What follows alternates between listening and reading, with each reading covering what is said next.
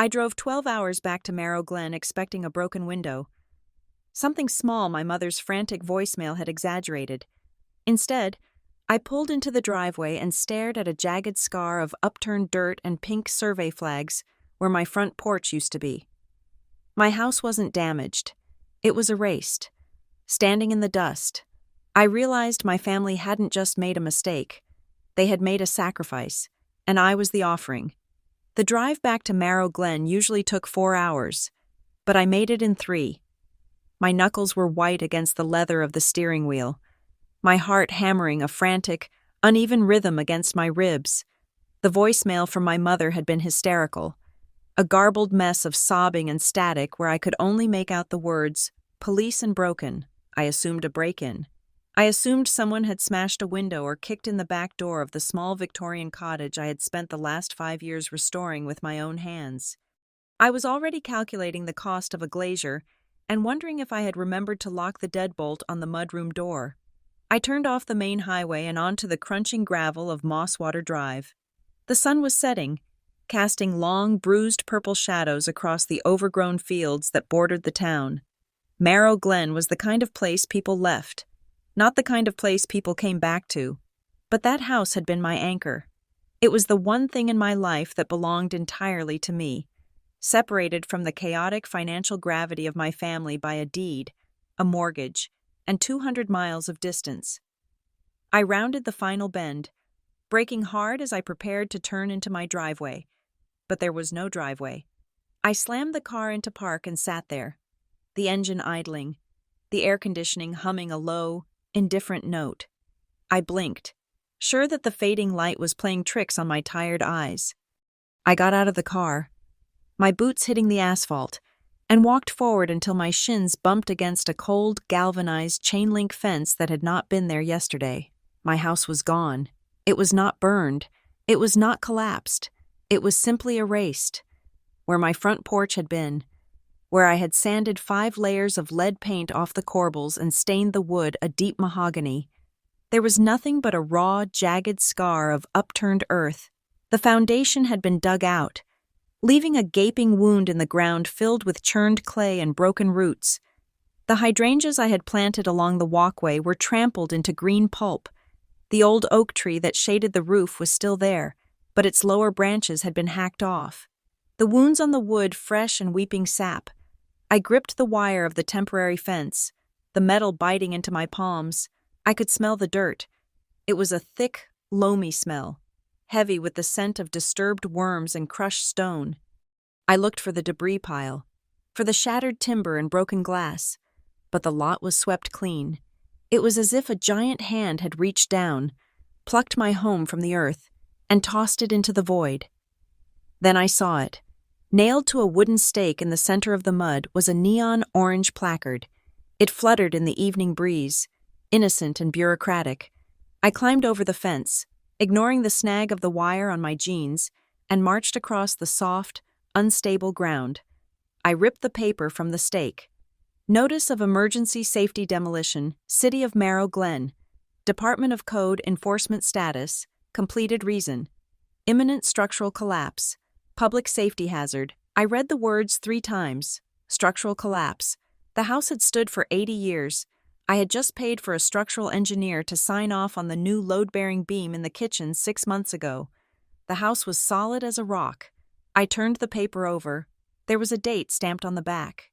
Today. My phone vibrated in my pocket. I pulled it out, my fingers trembling so hard I almost dropped it. It was my mother again. I didn't answer. I couldn't speak to her. Not yet. Not while I was standing in the grave of my life. I got back into my car and drove to my parents' house on the other side of town. The silence inside the vehicle was deafening. I felt a coldness spreading from my stomach to my chest, a numbness that was far more dangerous than the panic I had felt on the highway. This wasn't a break-in. This was an execution. My parents' house was warm, smelling of pot roast and stale cigarette smoke. It was the smell of my childhood, a scent that usually triggered a mix of nostalgia and anxiety. Tonight, it just smelled like a trap. I walked through the unlocked front door. My mother, Ellen, was sitting at the kitchen table, a tissue balled in her fist, My father, Frank, was standing by the window, staring out at the dark street. And there, sitting on the edge of the sofa with his head in his hands, was my older brother, Evan. The moment I stepped into the light of the kitchen, the air left the room. "Natalie," my mother breathed, half rising from her chair. "Oh, thank God. We didn't know if you were coming." I ignored her. I looked straight at Evan. "Tell me," I said. My voice was low, terrifyingly even. "Tell me why my house is a hole in the ground." Evan didn't look up. He was 35, 2 years older than me. But in that moment, he looked like a child waiting for a scolding. He wore a faded polo shirt and expensive sneakers, the uniform of a man who was always chasing an image he couldn't afford. "It was a mistake," my father said from the window. Turning to face me, his face was gray, his eyes hollow. "It was all a terrible mistake. Nat, we tried to call the foreman, but they were already working." I held up the orange notice.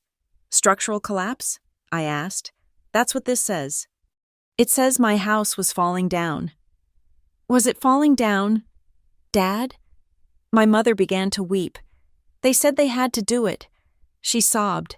"They said it was the only way to pause the lien. We just wanted to pause the lien. Natalie, we thought we were signing a deferment." "Lien?" I repeated. "What lien?" Evan finally looked up. His eyes were red-rimmed, but there was something else in them, a strange, glassy detachment, a script running behind his irises. "I owed some money." Evan said. He spoke clearly, too clearly. "It wasn't supposed to touch you. I took a bridge loan, a short-term thing, just to cover the inventory for the shop." "The shop that closed 2 years ago?" I asked. "I'm reopening," he said, a flash of defensive heat in his voice. "I have a plan, but the lender, they were aggressive. They put a lien on the family assets, Mom and Dad's house, and yours. My house is in my name." "Evan," I said, spacing the words out, "you can't put a lien on my house." "Mom and Dad can't put a lien on my house. They said it was connected." My mother interrupted, wiping her nose. "Because we helped you with the down payment that one time. They said it tied the properties together. They sent a man over. He was very polite. He said if we signed the safety consent, it would freeze the assets, so they couldn't take them. He said it was a legal loophole to stop the bank." I looked at them. I looked at the 3 people who were supposed to be my safety net, and I saw the rot that had been eating at this family for decades. They were gullible because they were desperate, and they were desperate because Evan always needed saving. "You signed a demolition order," I said. "You didn't sign a lien deferment. You signed a consent to demolish." "We didn't read the fine print," my father snapped, slamming his hand on the sill. "We were under pressure. They said they were going to take this house. Natalie, we were trying to protect everything." Evan stood up. He walked toward me, his hands open. "It was the only way to stop them," he said. I stepped back. "What did you say?" He blinked. "It was the only way to stop them." It sounded rehearsed. It sounded like a line from a bad movie that someone had made him memorize. "Stop who?" "Evan?" I asked. "Who is them?" "The creditors," he said, his gaze shifting away from mine. "Boss and Pike, the recovery firm." I looked at my brother. Really looked at him. I saw the tremor in his hands. I saw the sweat on his upper lip. He wasn't just in debt. He was terrified. I turned around and walked out the door. "Natalie!" My mother screamed after me. "Where are you going?" I didn't answer. I got in my car and drove to the only hotel in town. I needed a shower. I needed to wash the smell of that dirt out of my clothes. And I needed to prepare for war. The municipal office of Marrow Glen opened at 9 in the morning. I was there at 8:45, standing by the glass doors, watching the receptionist drink her coffee. I was wearing my charcoal suit, the one I wore for board meetings in the city. I had pulled my hair back into a tight bun. I didn't look like a victim. I looked like a problem. When the doors unlocked, I marched straight to the building and safety counter. The clerk was a woman in her 50s with dyed red hair and a name tag that read, Janice. She looked tired. "I need to see the permit file for 402 Mosswater Drive." I said. Janice blinked, surprised by my tone. She tapped on her keyboard. That property. Oh, the demolition. That's closed out. I want to see the application. I said. I want to see the engineer's report that declared it a structural hazard. And I want to see the signature of the owner who authorized it. You can't just see the file, she said, her voice dropping into a practiced bureaucratic drone. You have to file a FOIA request. It takes 10 business days. I leaned over the counter. My house was destroyed yesterday. Janice, I am the owner. I was not notified. If you don't show me that file right now, I am going to call the State Attorney General from this lobby, and I am going to give him your name as the person obstructing a felony investigation. She stared at me. She saw I wasn't bluffing. She looked around the office. The other clerks were busy on phones. The supervisor's door was closed. Wait here, she whispered. She disappeared into the back rows of filing cabinets. She was gone for a long time. When she returned, she wasn't holding a folder. She was holding a single piece of paper, folded in half. She slid it across the counter, her hand trembling slightly. I'm not supposed to have this out, she murmured. The file is on the coordinator's desk. I can't take it, but I made this copy yesterday because it looked wrong. I unfolded the paper. It was the demolition permit application. In the box marked, Reason for Expedited Action, someone had typed, roof failure, foundation slip, hazardous vacancy. My eyes dropped to the bottom of the page. There was a signature line, Natalie Russell. I stared at it. The letters were blocky, hesitant. The N was capitalized, but the rest was lowercase. It looked like a child had written it, or someone trying very hard to write a name they had never written before. That is not my signature, I said quietly. Janice looked around again. The permit number, she whispered. Look at the top. I looked. PRMT 9922X. Our system, Janice said, keeping her voice so low I had to lean in to hear her. Our system uses an 8-digit sequence starting with the year. That number. That's not a generated number. Someone typed that in manually to bypass the queue. Who? I asked. Who approved this? She shook her head, terrified. I can't. Please, just take it. She pulled the paper back, but I slammed my hand down on it. I snatched it up and shoved it into my briefcase. Thank you. Janice, I said. I walked out of the building into the bright, blinding sunlight. The air felt thin. Someone inside that building had forged a permit. This wasn't just my brother making a mistake. This was the city helping him cover it up. I sat on a bench outside the courthouse and called my insurance company. I needed to file a claim. I needed to start the paper trail. The agent who answered was cheerful until I gave him the policy number. Then, there was a long pause, a distinctive sound of typing. Ms. Russell, the agent said, his voice cooling. I see here that your policy was flagged for cancellation yesterday. Cancellation? I asked. I paid the premium last month.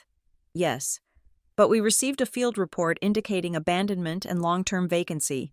He said, under Section 4, Clause B, the policy is void if the property is uninhabited for more than 60 days without notice. Since the structure is no longer standing, and the vacancy report predates the loss. Wait, I cut him off. Who filed a vacancy report? I was there 3 weeks ago. My neighbors see me every weekend. The lights are on a timer. The lawn is mowed. The report was filed by an independent adjuster. He said, we have photos of boarded windows and high grass. I laughed. It was a harsh, barking sound. There are no boarded windows, I shouted, making a passerby flinch. There were no boarded windows. Someone is lying to you. I'm sorry. Ms. Russell, the agent said, the claim is denied. You will receive a formal letter in the mail. The line went dead. I sat there, staring at the phone. Abandonment. It was a specific word, a legal word. If I had abandoned the house, it wasn't a home anymore. It was just a liability. They were stripping away the history of the place before they even knocked it down. I needed proof. I needed to prove I existed. I ran to my car and popped the trunk. Buried under a gym bag and a box of winter coats was a thick plastic accordion folder. My renovation log. I was meticulous. I kept every receipt, every paint swatch, every photo of every nail I hammered. I flipped through the pages until I found the certificate of occupancy from the final inspection I had passed 2 years ago. I wanted to reassure myself. Then I saw something tucked in the back pocket of the folder, a loose piece of yellow carbon paper. It was a notice of final inspection, stamped with the city seal. I pulled it out. The date on the stamp was June 14th of this year. June 14th. I froze. On June 14th, I was in Chicago for a marketing conference. I had the flight records. I had the hotel receipt. I wasn't in Merrow Glen. I couldn't have let an inspector in. I stared at the stamp. It was real ink.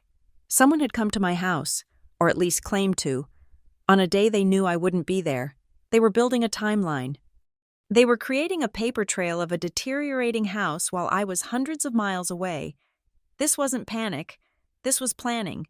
I drove back to Mosswater Drive. I parked on the street, avoiding the empty void where my driveway used to be. Mrs. Corinne Dallow was on her porch, watering a hanging basket of petunias. She was 70 years old, with eyes that missed nothing and a mouth that rarely stayed closed. When she saw me, she put the watering can down and hurried to the fence line. "Natalie," she called out. "Oh, honey. Oh, I am so sorry." I walked over to her. "Corinne," I said, "did you see them? Did you see who did this?" She nodded vigorously. "It happened so fast, dear. Yesterday morning, big yellow trucks, men in vests. They didn't even knock. They just started the engines and crunched it, like a soda can." "Did you see anyone before that?" I asked. "Last week? Anyone looking at the house?" She leaned in, lowering her voice. "Well, I didn't want to say anything, because I thought maybe you hired them. But there was a car, a big black SUV, tinted windows. It parked right there." She pointed to a spot of oil-stained asphalt directly in front of my lot. "When?" I asked. "Tuesday and Wednesday night," she said. "Sat there for hours. The engine running. I went out to get the mail on Wednesday, and I heard the window roll down. Just a crack. A man was talking on a phone. What did he say? He said, 'Parcel 8 is ready for the sweep.' Just like that. 'Parcel 8. Parcel 8. I repeated, not 402. Mosswater. Parcel 8. And then," she continued, "he laughed, a nasty laugh, and he drove off." I looked at the empty lot. To them, it wasn't a home. It was a number on a map, a piece of a puzzle they were assembling. I spent the afternoon making calls. I didn't call lawyers. I called contractors. I needed someone who knew the code, someone who wasn't on the city payroll. I found Rafe Klein at a lumber yard on the edge of the county. He was leaning against a rusted pickup truck, eating a sandwich. He was a big man, bearded, with hands that looked like they could crush stone. He was an independent inspector, known for being difficult and expensive because he didn't take bribes. I showed him the photos I had on my phone, the ones I took just last month. The smooth siding, the straight roofline, the new windows. I told him about the imminent collapse notice. Rafe chewed slowly, studying the screen of my phone. He wiped a crumb from his beard. "Bullshit," he said. "Excuse me?" "It's bullshit," he said flatly. "That house wasn't going anywhere. Look at the fascia board, straight as an arrow. If the foundation was slipping, you'd see cracking in the brickwork here. And here." He pointed to the chimney and the corners. "There's nothing. That house was tighter than the one I live in." "So how did they get a permit?" I asked. Rafe laughed, a dry, humorless sound. "In this town? You can get a permit to bulldoze the courthouse if you know whose palm to grease. Imminent collapse is the magic word. Lady, it bypasses the historical review. It bypasses the waiting period. It gives them the right to knock it down for public safety. No questions asked until the dust settles." He looked at me, his eyes softening slightly. "You're the Russell girl, right? The one on Mosswater?" "Yes, I heard about that." He said, "You're not the first one." "What do you mean?" "There was a place on Elm Street last month. Old widow died. Kids lived out of state. House was gone a week later. Structural risk. Same excuse." He reached into his truck and pulled out a notepad. He scribbled a name and a number on it. This is the clerk at the county recorder's office. Not the city, the county. They keep backups of everything. Go file a request for the master plat map changes for your district. Ask for the overlays. The overlays? Yeah. If someone is knocking houses down, they're planning to build something big. The plans are already drawn. Somewhere. You just have to find the map that shows the future, not the present. I took the paper. Thank you. Rafe. He nodded. Watch your back. Russell. If they knocked your house down while you still owned it, they aren't worried about the law. They think they are the law. Dinner at my parents' house was a silent affair. My mother had made a casserole, but no one was eating. The only sound was the scraping of forks against china. Evan wasn't there. He was hiding. Probably. My father finally put his fork down. We spoke to a lawyer. He said, I looked up. A lawyer? Mr. Henderson, he said, from the strip mall. He says we shouldn't talk to anyone. He says if we just keep quiet, the insurance might still pay out on the debris removal. I stared at him. You are worried about the debris removal? Dad, they committed fraud. Evan committed fraud. Don't say that, my mother whispered. Don't use that word. He signed my name, I said, my voice rising. Or he let someone else sign it. That is a felony. He was trying to save us, my father shouted. The sudden volume made me jump. He slammed his hand on the table again. He was in over his head. He came to us crying. Natalie, crying. He said these men were going to hurt him. He said they were going to take everything we had. So you gave them my house? I asked. You traded my home for his safety? My father's face turned red. You have a good job. Natalie, you have money. You live in the city. You don't need that house. It was just a hobby for you. A hobby? I whispered. It was my home. If you just helped your brother earlier. None of this would have happened, he yelled. The words hung in the air like smoke. I looked at him. I looked at the man who had raised me. And suddenly, the confusion vanished. The hurt vanished. All that was left was clarity. Cold, hard clarity. This wasn't an accident. It wasn't a mistake. It was a choice. They had looked at Evan, and they had looked at me. They saw him as the victim who needed saving, and they saw me as the resource to be harvested. They didn't love me less, perhaps, but they respected me so little that they thought I should set myself on fire to keep him warm. I stood up. I placed my napkin on the table. I am not your resource, I said, and I am not your sacrifice. I walked out. This time, my mother didn't call after me. It was midnight. I was back at the lot. I had parked my car down the street and walked up. I needed to see it one more time before I went to sleep. I needed to let the anger harden into something useful. I climbed over the fence again. I walked to the center of the dirt, where my living room used to be. I turned on the flashlight on my phone. The beam cut through the darkness, illuminating the chaotic churn of the soil. I swept the light back and forth. Then, I saw it. Near the edge of the foundation, where the excavator bucket had scraped down to the bedrock, there was a patch of concrete that hadn't been ripped up. It was part of the footer for the chimney. There was spray paint on it. I knelt down, wiping the dirt away with my thumb. It was a symbol, a circle with a cross through it, and the letters P8. I knew that symbol. I had seen it on construction sites in the city. It wasn't a demolition mark. It wasn't an X for removal. It was a staging mark. It was used to indicate where the utility hookups were supposed to go for new construction. The paint was bright orange, fresh. I touched it. It was dry, but barely. This mark hadn't been made today during the demolition. It was under the dirt. It had been made before the house was knocked down. They hadn't just destroyed my house because it was collapsing. They had marked the site for what was coming next. They had surveyed my living room while I was still paying the electric bill. Rafe was right. The plan was already drawn. I stood up, the cold night air biting at my face. I looked at the dark houses of my neighbors. Mrs. Dallow's house, the Smith's house down the road. Parcel 8. If I was Parcel 8, that meant there was a Parcel 7 and a Parcel 9. This wasn't just about me. This was a sweep. I took a photo of the mark. Then I turned off my light and walked back to the car. I wasn't crying anymore. I was done crying. My father said if I had helped Evan, this wouldn't have happened. He was wrong. If I had helped Evan, they just would have taken the money and come for the house later. But he was right about one thing. I was going to help my brother.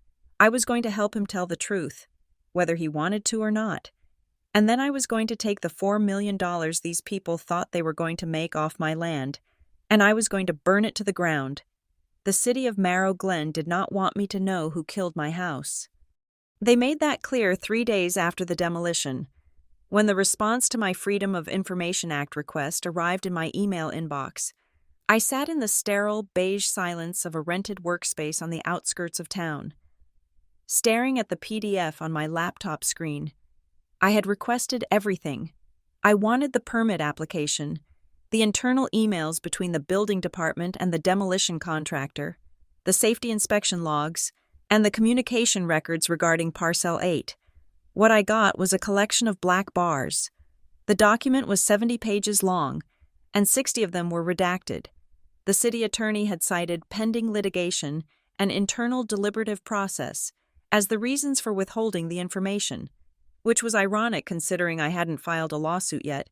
They were anticipating the fight before I had even thrown a punch. I scrolled through the pages, my eyes straining against the glare. The redactions were sloppy. They looked like they had been done by hand with a thick marker and then scanned, rather than digitally masked.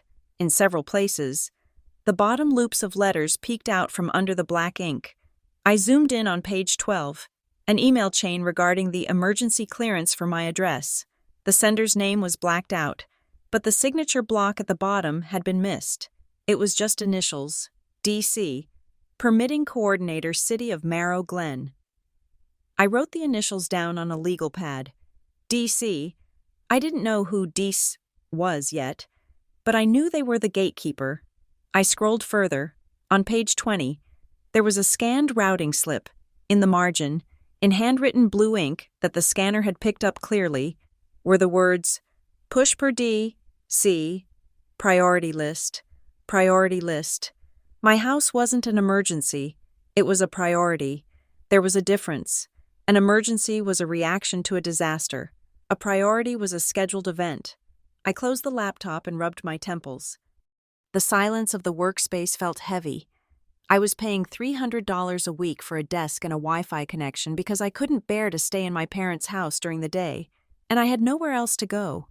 My life, which had been organized and predictable just 4 days ago, was now contained in a laptop bag and the trunk of my car. I needed to talk to Evan. My brother had been avoiding me. He left the house before I woke up and came back after I went to bed. He was ghosting me in the same house where we both slept, but I knew where he went. I drove to the old industrial park on the east side of town. Evan had rented a small warehouse space there 2 years ago for his import business, which mostly consisted of buying cheap electronics in bulk and failing to sell them online. I found his car parked behind the corrugated metal building. I didn't knock. I rolled up the bay door. Evan was sitting on a folding chair in the center of the empty warehouse, surrounded by cardboard boxes. He jumped when the sunlight hit him, dropping his phone. "Natalie," he stammered, standing up. I was working. I walked over to him. The space smelled of dust and failure. There was no inventory here, just boxes of old paperwork and a half-eaten pizza on a plastic table. "Sit down, Evan," I said. "I don't have time for a lecture. Nat, sit down." He sat. He looked terrible. His skin was gray, and he had lost weight. He looked like a man who was being eaten from the inside out. I pulled the redacted permit application from my bag and slammed it on the table. "Who is Tanner Quill?" I asked. Evan flinched. The name hit him like a physical blow.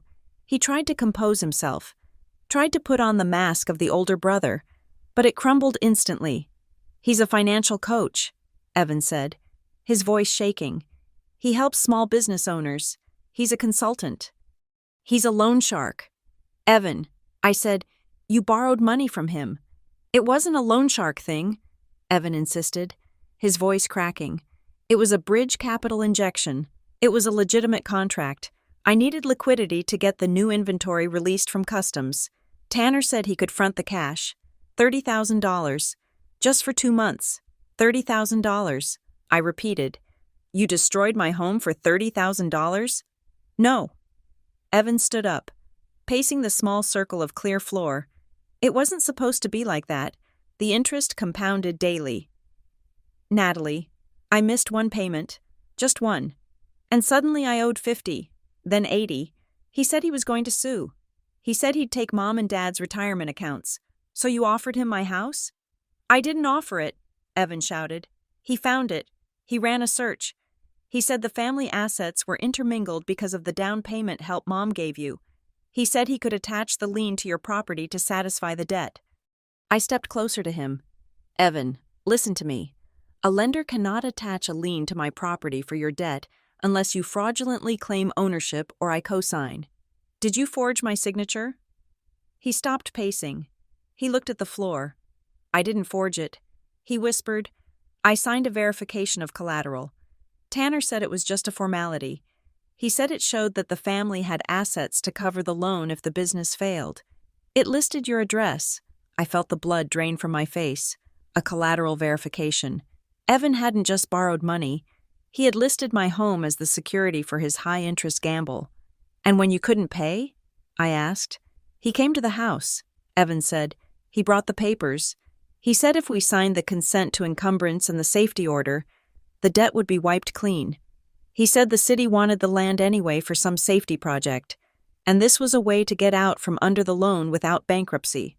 He paused, looking at me with wet, pleading eyes.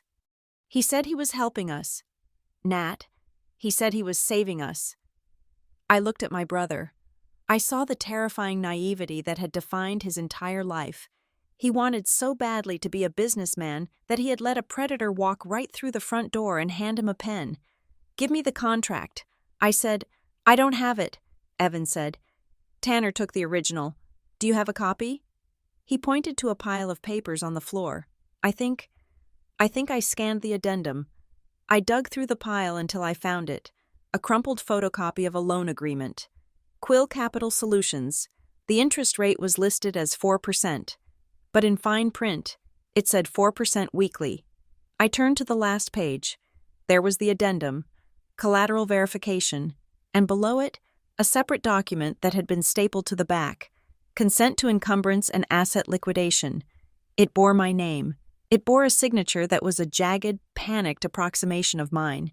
And next to it was a notary stamp. State of New York, commission expires, August 2026. Notary. Public. Sarah J. Miller. I looked at the address of the notary service listed below the stamp. The Pack Ship Station, 400 Main Street, Suite B. I took the paper. I didn't say goodbye to Evan. I didn't tell him it was going to be okay. I walked out of the warehouse, leaving him alone with his boxes and his ghosts. The Pack Ship Station on Main Street was gone. I stood on the sidewalk, looking through the dusty glass of the storefront. The space was completely empty. There were outlines on the carpet where shelves used to be, and a pile of unopened mail inside the door. A man was unlocking the barber shop next door. I walked over to him. Excuse me, I said. Do you know when this place closed? He looked at the empty shop and shrugged. About 4 months ago, maybe 5. Owner moved to Florida. Why? I looked down at the document in my hand. The notary stamp was dated 3 days ago. Sarah J. Miller, I said. Did she work here? Yeah, she was the owner. The barber said. Nice lady. Like I said, she's in Boca Raton now. Thank you. I walked back to my car. My heart racing. This was it. This was the crack in the foundation.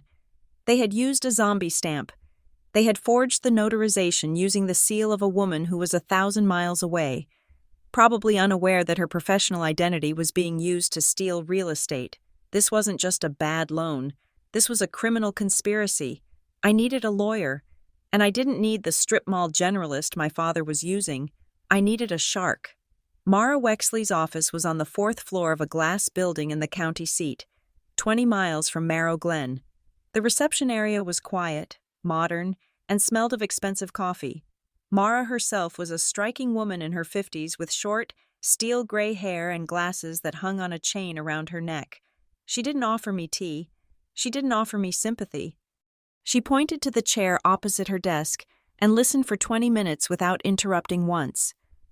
When I finished explaining the demolition, the permit, Evan's loan, and the notary stamp, she finally moved.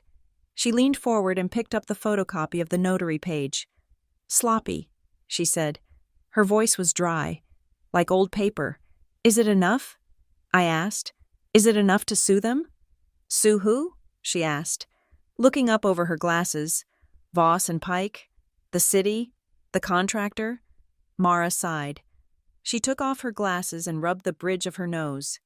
"Natalie, I want you to understand something very clearly.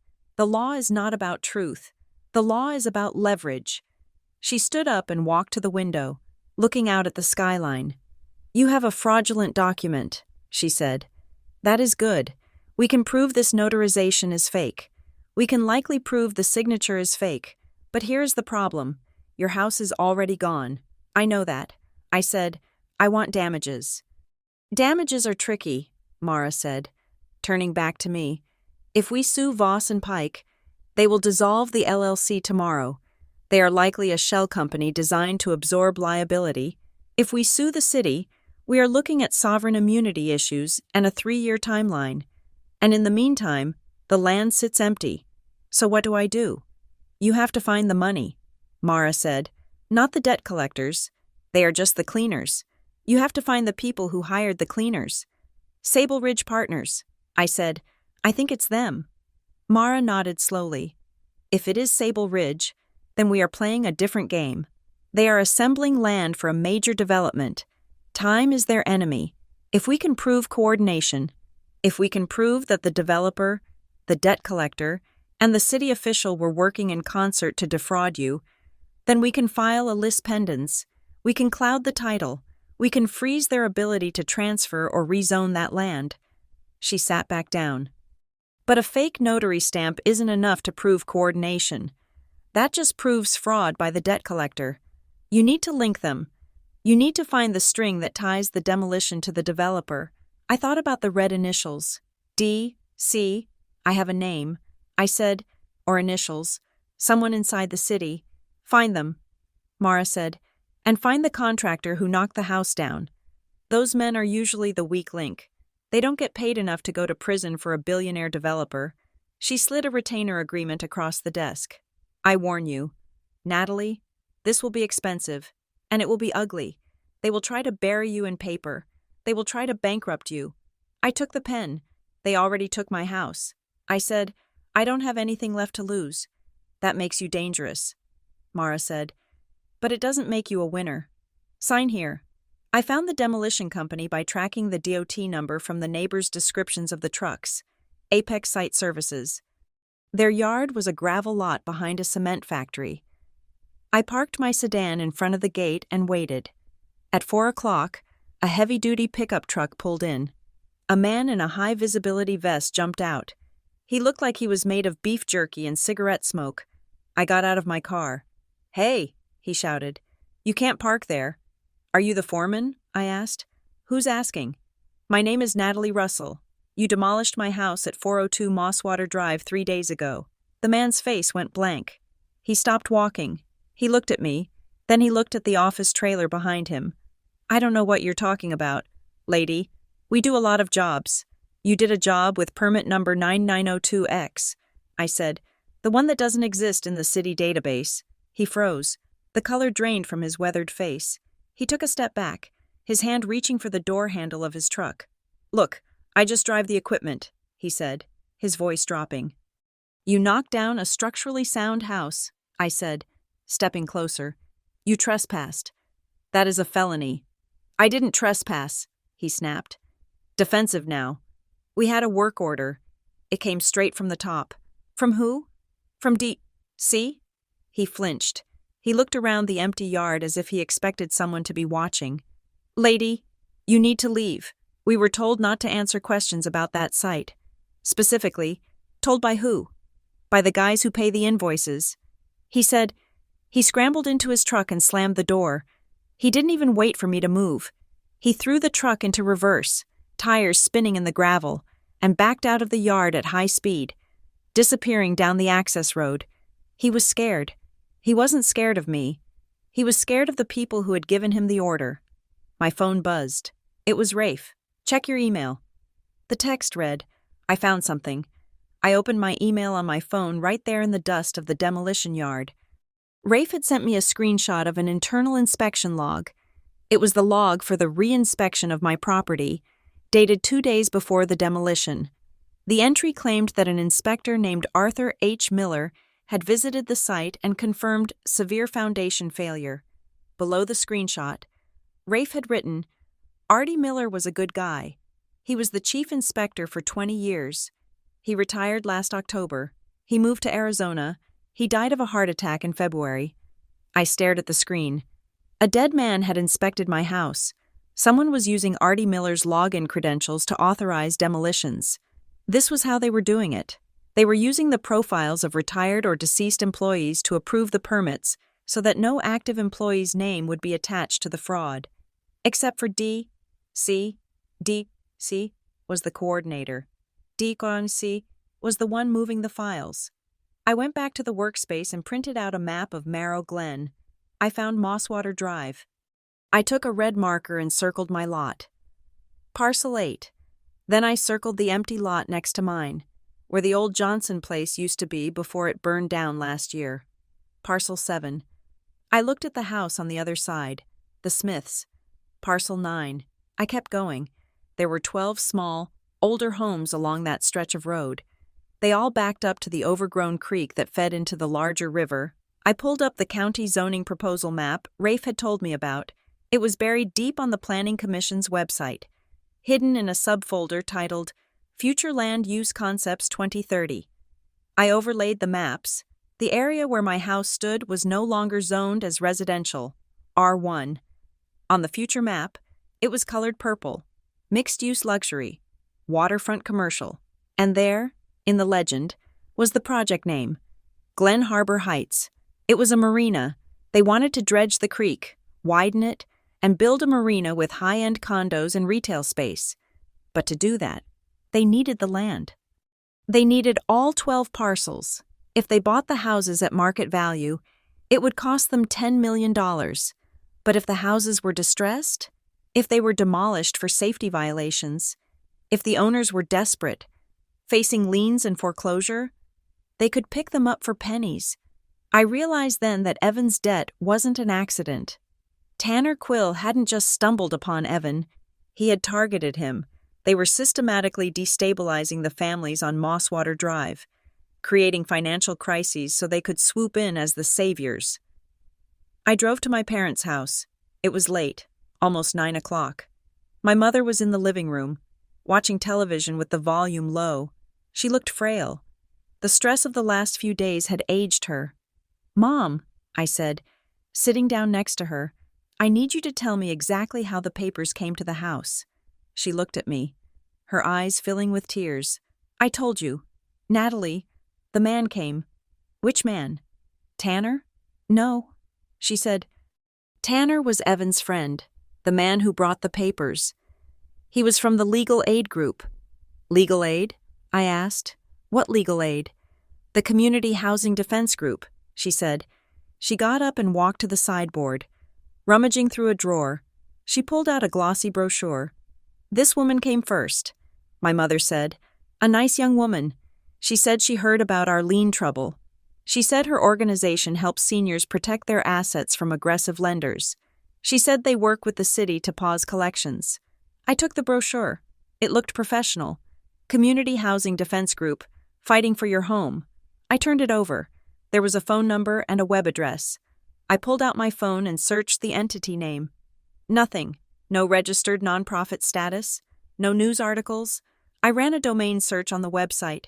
It had been registered 3 months ago. I looked at the registrant information. It was private, proxy registered. But the administrative contact email was visible for a split second before the privacy shield loaded. Admin Voss Pike Recovery. Com. I felt a wave of nausea. It was a shell, The legal aid group that had convinced my parents to sign the documents wasn't a charity. It was a front for the debt collection agency. They had created the problem with the loan, and then they had created the solution with the fake legal aid group. They had played both sides of the chessboard. They had manipulated my parents' fear to get them to sign their own death warrant. "Mom," I said softly, "this wasn't legal aid. This was them."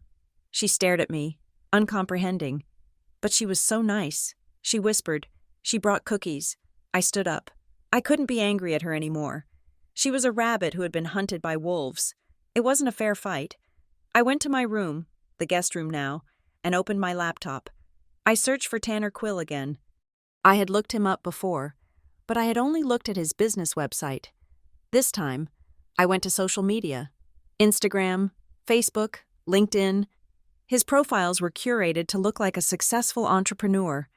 Photos of him in suits. Photos of him shaking hands.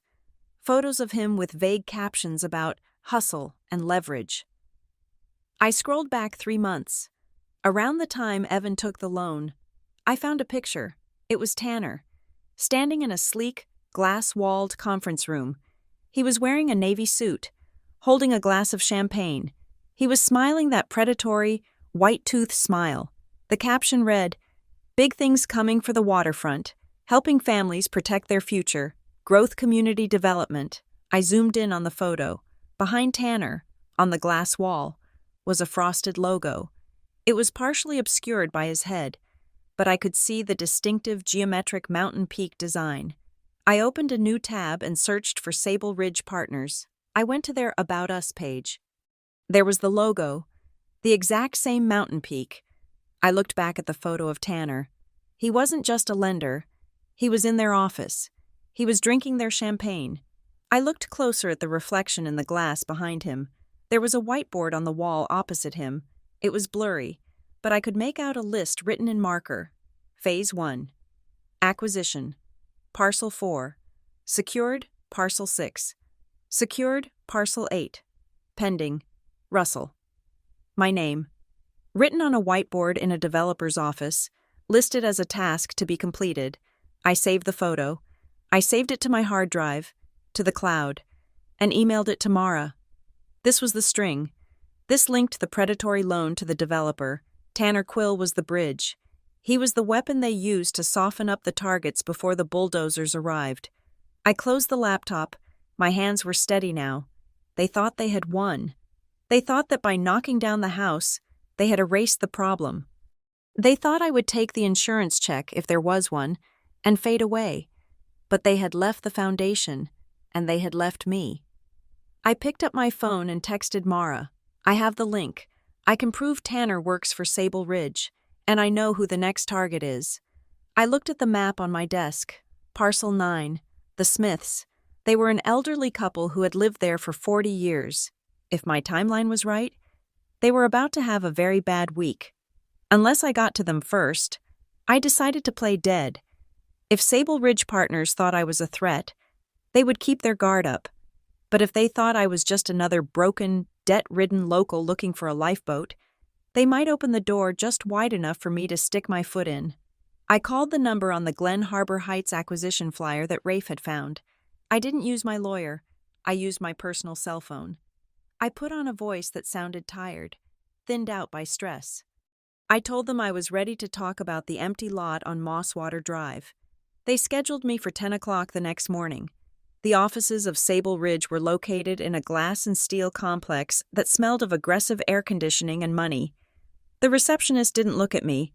She looked through me, directing me to conference room B with a wave of a manicured hand. I waited for 10 minutes.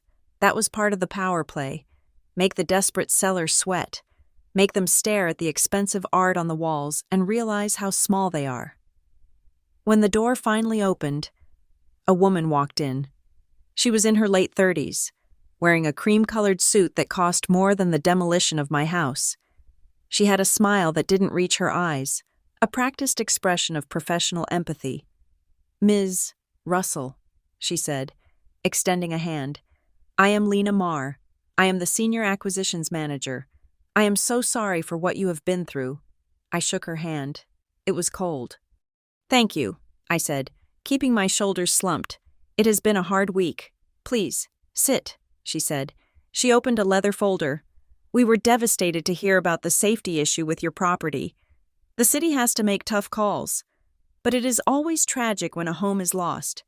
We want to be part of the healing process for this community. Healing. I thought they were the disease, and now they were selling the cure. I just need to move on, I said, looking at my hands, my family. We have debts. I can't afford a lawsuit. I can't afford to rebuild. I just want to know what the land is worth. Lena nodded, her face arranging itself into a mask of deep concern. She slid a single sheet of paper across the polished mahogany table. We have assessed the parcel, she said softly. Given the location, the small square footage, and the cost of debris removal, which we would absorb for you, we are prepared to offer you $50,000. I stared at the paper. $50,000. The land alone, even without the house, was worth 4 times that. In a rezoning corridor, it was worth 10 times that. Is that all? I asked, letting my voice waver. It is a generous offer. Ms. Russell, Lena said, leaning forward. You have to understand, the land is distressed, and given the complexity with your parents' signature issue, this allows you to walk away with a clean slate. No legal battles, no family feuds, just cash. I froze. I hadn't mentioned my parents. I hadn't mentioned the dispute over the demolition permit or the forged signature. To the outside world, this was just a city demolition. My parents? I asked, keeping my voice level. Lena blinked. A microscopic flicker of annoyance crossed her face, quickly smoothed over. Well, our due diligence team noted the confusion regarding the authorization, she said, recovering quickly. We just want to make sure you don't get tied up in litigation with the city or your own family. This offer bypasses all of that. It is a quiet end to a loud problem. She knew. She didn't just know about the land. She knew the specific mechanics of how it was stolen. She knew my parents had been coerced. She knew the signature was contested. That meant Sable Ridge wasn't just buying the aftermath. They were reading the play-by-play while it happened. I picked up the paper. I need to think about it. I said, Of course, Lena said. She stood up, her warmth dropping by 5 degrees. But please understand, this offer is time-sensitive. We are closing out our acquisition phase for this quarter on Friday. After that, the offer drops. I walked out of the building with the paper in my hand. I didn't feel defeated. I felt electrified. It wasn't just a land grab.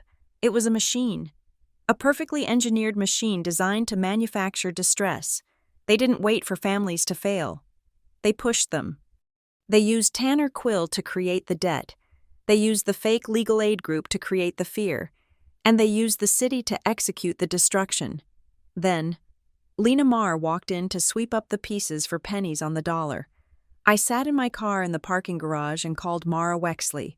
File it, I said. File what? Mara asked. The emergency petition. I said, I don't care if we don't have the full proof yet. File a motion to freeze all transfers on Parcel 8. Cloud the title. Make it radioactive. Natalie, Mara warned. If we file without hard evidence of coordination, they will move for dismissal and sanctions. It is a risky move. They know. Mara. I said, Lena Marr knew about my parents signing the permit. She slipped up. They are watching the internal family dispute. If we don't freeze the land now, they are going to bully my father into selling it behind my back. There was a silence on the line. Then I heard the sound of Mara typing. I will file it within the hour, she said. But brace yourself. When you poke a bear, it doesn't just growl, it bites. The bite came 3 hours later. I was back at the rented workspace, cross-referencing the list of names Rafe had given me. When my phone buzzed, it was a blocked number. Usually, I let those go to voicemail, but I was running on adrenaline and caffeine. I answered, This is Natalie. There was a pause. Then, a voice. It was digital, synthesized, stripped of gender and tone. It sounded like a navigation system reading a ransom note. Stop digging, the voice said. or your brother won't have anywhere left to land." The line went dead. I stared at the phone. My brother won't have anywhere left to land. Evan. I dialed Evan's number. Straight to voicemail. I dialed it again. Voicemail. I called my parents. "Mom, is Evan there?" "No, dear," my mother said, sounding exhausted. "He went out this morning. He said he had a job interview." "Why?" I hung up. I didn't want to scare her. I drove to his warehouse. Empty. I drove to the bar he used to frequent. Nothing. Then I remembered. When we were kids, whenever Evan broke something, a window, a vase, his arm, he would hide. He would go to the place where he felt invisible. I drove to the 24-hour grocery store on the edge of town. It was the place where he used to work stocking shelves in high school, the only job he had ever held down for more than 6 months. I circled the back lot, past the dumpsters and the loading docks, and there, tucked between a stack of pallets and a rusted fence, was his car. He was in the driver's seat, reclined all the way back, his arm thrown over his eyes. I tapped on the glass. He bolted upright, eyes wild, fumbling for the door handle. When he saw it was me, he slumped back, unlocking the door. I opened it. The car smelled of stale fast food and fear. "Evan," I said. He didn't look at me. "Go away." "Nat, you need to come home," I said. "I can't," he whispered. "I can't look at Dad. I can't look at you." I received a threat. "Evan," I said, "someone called me. They said if I didn't stop, you wouldn't have anywhere to land." Evan flinched. He pulled his knees up to his chest. "They know everything," he said. "Tanner. He knows where I am. He knows what I'm doing." "How?" I asked. "How does he know?" Evan picked up his phone from the passenger seat. He unlocked it and handed it to me. "Read the texts," he said. I looked at the screen. The thread was with Tanner Q. There were dozens of messages, but they weren't just threats. They were instructions. Yesterday, 4:15 p.m. Tanner. "She's asking questions at the permit office. You need to go home and cry. Tell your mom you're suicidal. Make her focus on you, not the house. Yesterday. 6:30 p.m. Evan. I can't do that. Yesterday. 6:32 p.m. Tanner. You signed the papers. Evan. Do you want to go to jail for fraud? Or do you want to be a sad son who needs his mommy? Do what I say. Distract them. Today, 9:00 a.m. Tanner. Your sister is meeting with Lena. Text your dad. Tell him you found a way to fix it if he just gets Natalie to back off. I felt a cold horror spreading through my veins. It wasn't just that Evan was weak. It was that he was being directed. Every emotional breakdown, every plea for forgiveness, every moment of family drama that had paralyzed my parents for the last week. It was all scripted. Tanner Quill was writing the dialogue for my family's destruction, and Evan was reading the lines because he was terrified of prison. He owns me. Nat. Evan sobbed. He has the confession. He recorded me admitting I knew the notary was fake. He says if I don't keep you distracted, he'll send the recording to the police. I looked at my brother. I didn't feel pity anymore. I felt a surgical kind of anger. They had turned my brother into a weapon against his own blood. I handed the phone back to him. You are going to stay here tonight, I said. You are going to turn that phone off, and tomorrow, you are going to tell me everything Tanner Quill has ever said to you. I can't. He said, he'll put me in jail. Let him try. I said, jail is safer than where you are right now. I didn't sleep that night. I spent the hours sifting through the second batch of partial records the city had released after Mara threatened a mandamus action. Most of it was useless, but I found a thread of emails from the Information Technology Department, unrelated to the demolition itself. It was a routine server log of forwarding rules. I scanned the list of city employees. DC, David Carver, permitting coordinator. There was a rule set up on his account 6 months ago. Auto forward. All incoming emails containing parcel, demo, or clearance, to consultants, external, GRP Gmail, com, a private Gmail address. David Carver wasn't just approving the permits. He was automatically feeding every piece of intel on the targeted properties to an outside consultant. I ran a search on the Gmail address. It was a dead end. But then I searched the recovery email linked to it using a data breach tool I had used in a corporate investigation years ago. The recovery email was Marcible Ridge Partners, Lena Marr. The loop was closed. The city official, David Carver, was auto-forwarding internal government data directly to the acquisition manager at Sable Ridge. They knew which houses were cited for code violations before the homeowners did. They knew the moment a permit was applied for. They were playing with a stacked deck. I needed to prove the physical fraud. The email proved information sharing, but I needed to prove they tampered with the files. I needed Ivy Rourke. Ivy worked in the city print shop, located in the basement of the municipal annex. It was a loud, windowless room that smelled of toner, ozone, and hot paper. Rafe had given me her name. He said she was the one who processed the daily permit packets for the inspectors. I waited by the loading dock at lunchtime. Ivy came out smoking a cigarette. She was a small woman with ink-stained fingers and nervous eyes. "Ivy?" I asked. She jumped, dropping her lighter. "I'm on break," she said. "I don't have any cash on me. I'm not looking for money."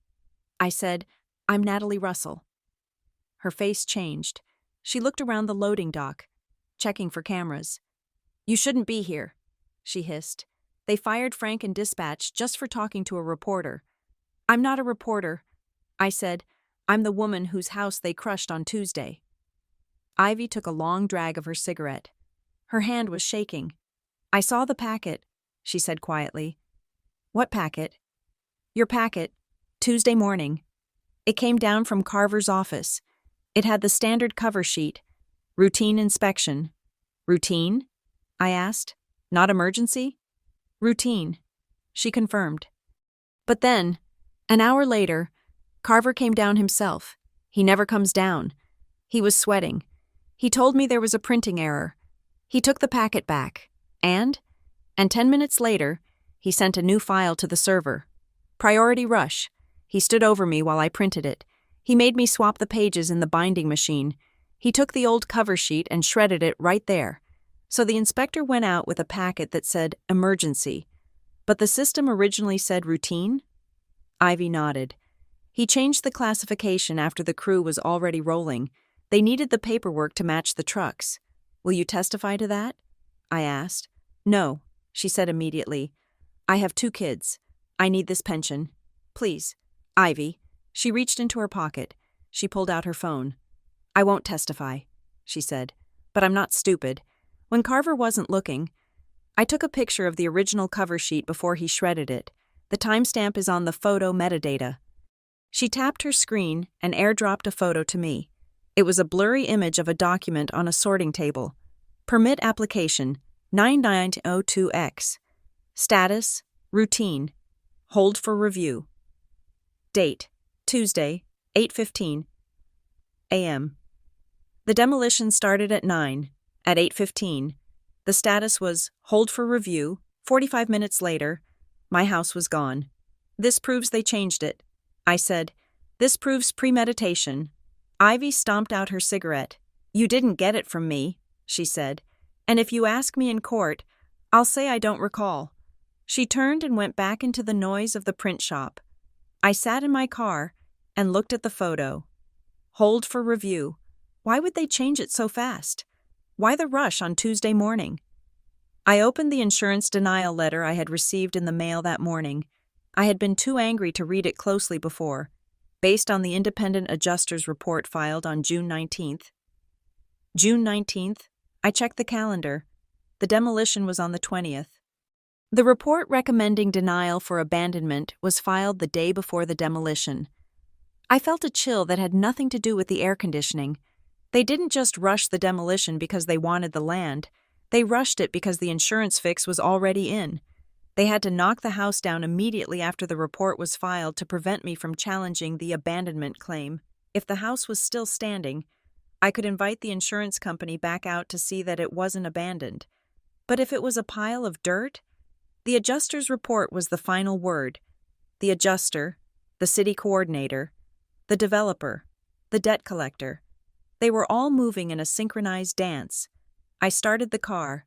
I needed to get to my parents. I had a feeling the next move was coming, and it would be aimed at them. When I pulled into my parents' driveway, there was a FedEx truck pulling away. My heart hammered against my ribs. I ran to the front door. It was unlocked. My father was at the kitchen table. He had a thick envelope open in front of him. He was holding a pen. "Dad," I shouted. He looked up, startled. The pen hovered over the paper. "Natalie," he said, his voice heavy with fatigue. "Please, don't start. What is that?" I asked, walking toward him. "It's a settlement," he said. "From Voss and Pike. They called today. They said they want to make things right. They said they feel terrible about the confusion with the demolition." "Confusion?" I spat the word out. "They are offering to forgive Evan's entire debt," he said, "all $80,000, and they are offering us $20,000 for the trouble. Give me the pen." "Dad." "No, Natalie." He stood up, shielding the paper. "I am ending this. Look at your mother. She can't eat. Evan is missing. You are running around playing detective. We are losing our family over a piece of dirt. I am signing this, and we are going to be done." I didn't scream. I didn't grab the paper. I took a deep breath. I channeled the cold, hard calm that I had seen in Lena Marr's eyes. Read paragraph 4. "Dad," I said quietly. He paused. "What?" "Read paragraph 4. The release of liability." He looked at me, then down at the paper. He squinted at the dense legal text. "The undersigned agrees to release, indemnify, and hold harmless Voss and Pike, its affiliates, partners, and assignees." "Keep reading," I said, "past, present, and future. From any and all claims, known or unknown, regarding the property at 402 Mosswater Drive, including but not limited to claims of wrongful demolition, trespass, and title disputes." And the next sentence, I said, "This release extends to any third-party purchasers or developers associated with the subject property." I waited. "If you sign that," I said, my voice steady, "you aren't just forgiving Evan's debt. You are giving them immunity. You are protecting Sable Ridge. You are protecting the man who forged my signature. And you are guaranteeing that I will never, ever get a dime for the home that I built with my own money." My father looked at the paper. His hand began to shake. "But they said it was just to close the account," he whispered. "They lied. Dad, just like they lied about the lien, just like they lied about the safety inspection." I walked over and gently took the pen from his hand. "They are scared."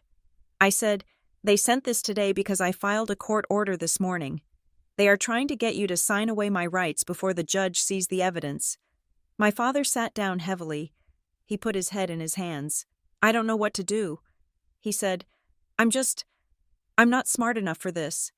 Natalie, I thought I was protecting us." I knelt beside him. I put my hand on his arm. "You don't have to be smart enough," I said. "You just have to trust me." He looked at me. For the first time in my life, he didn't look at me like his little girl. He looked at me like I was a stranger. A stranger who knew exactly what she was doing. 1 week. I said, "Give me 1 week. Don't sign anything. Don't talk to Tanner. Don't answer the phone.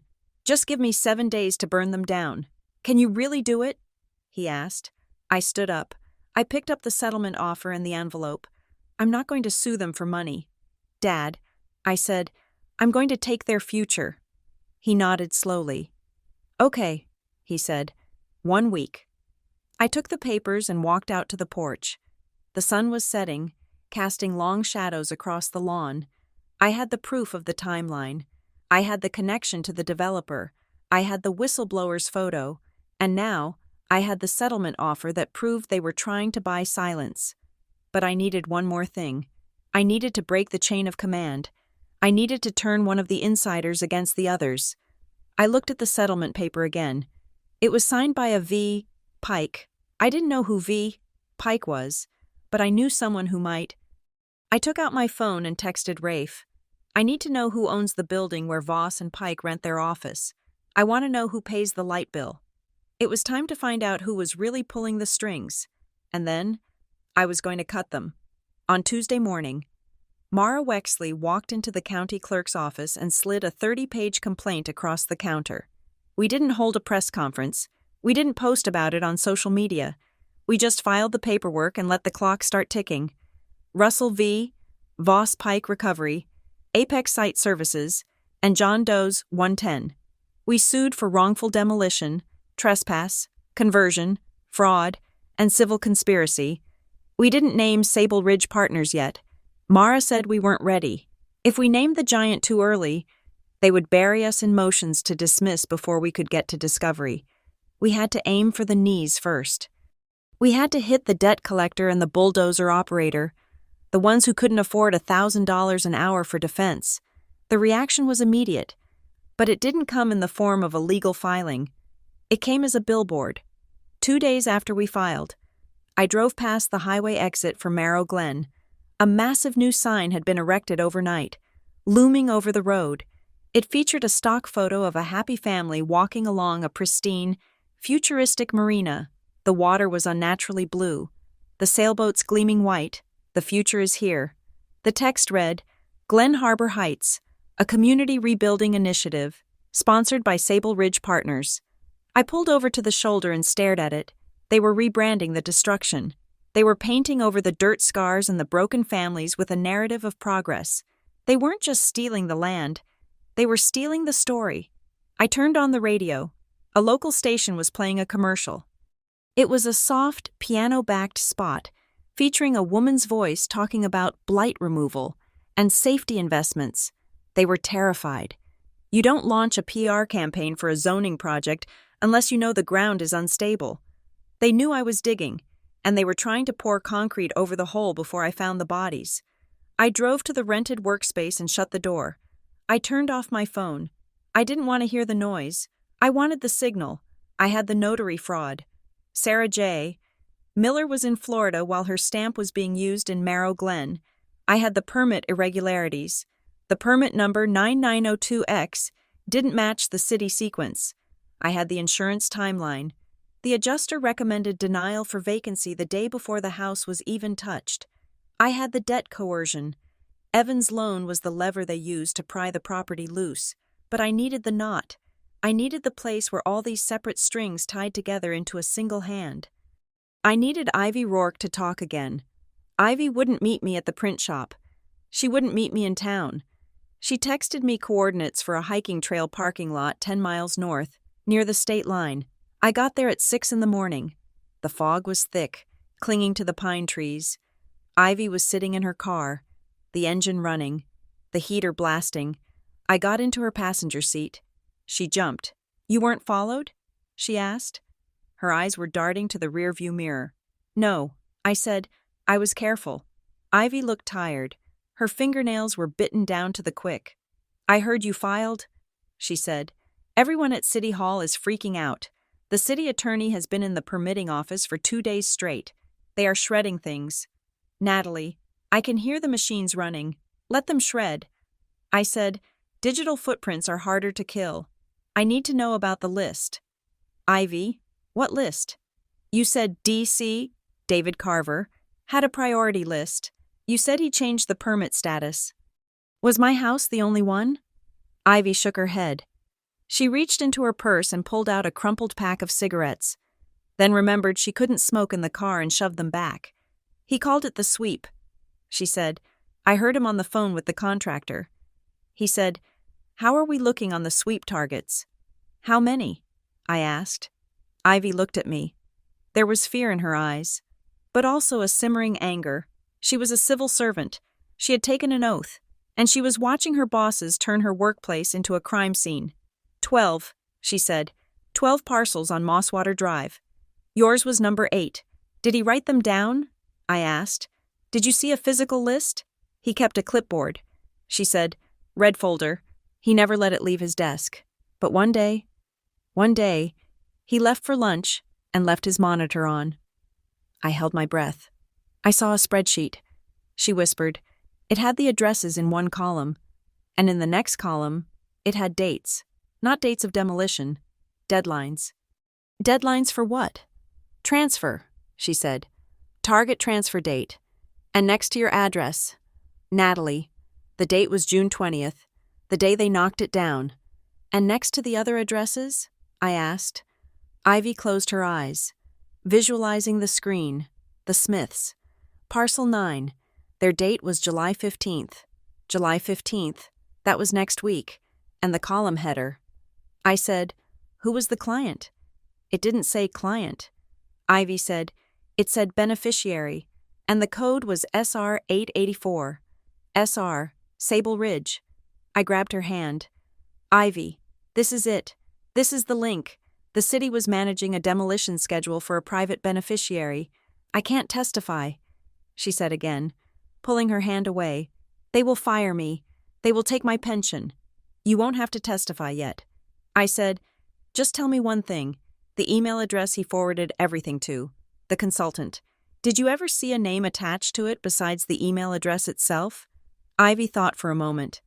Sometimes, when he printed the emails to put in the file, the header would auto-populate the contact name from his address book.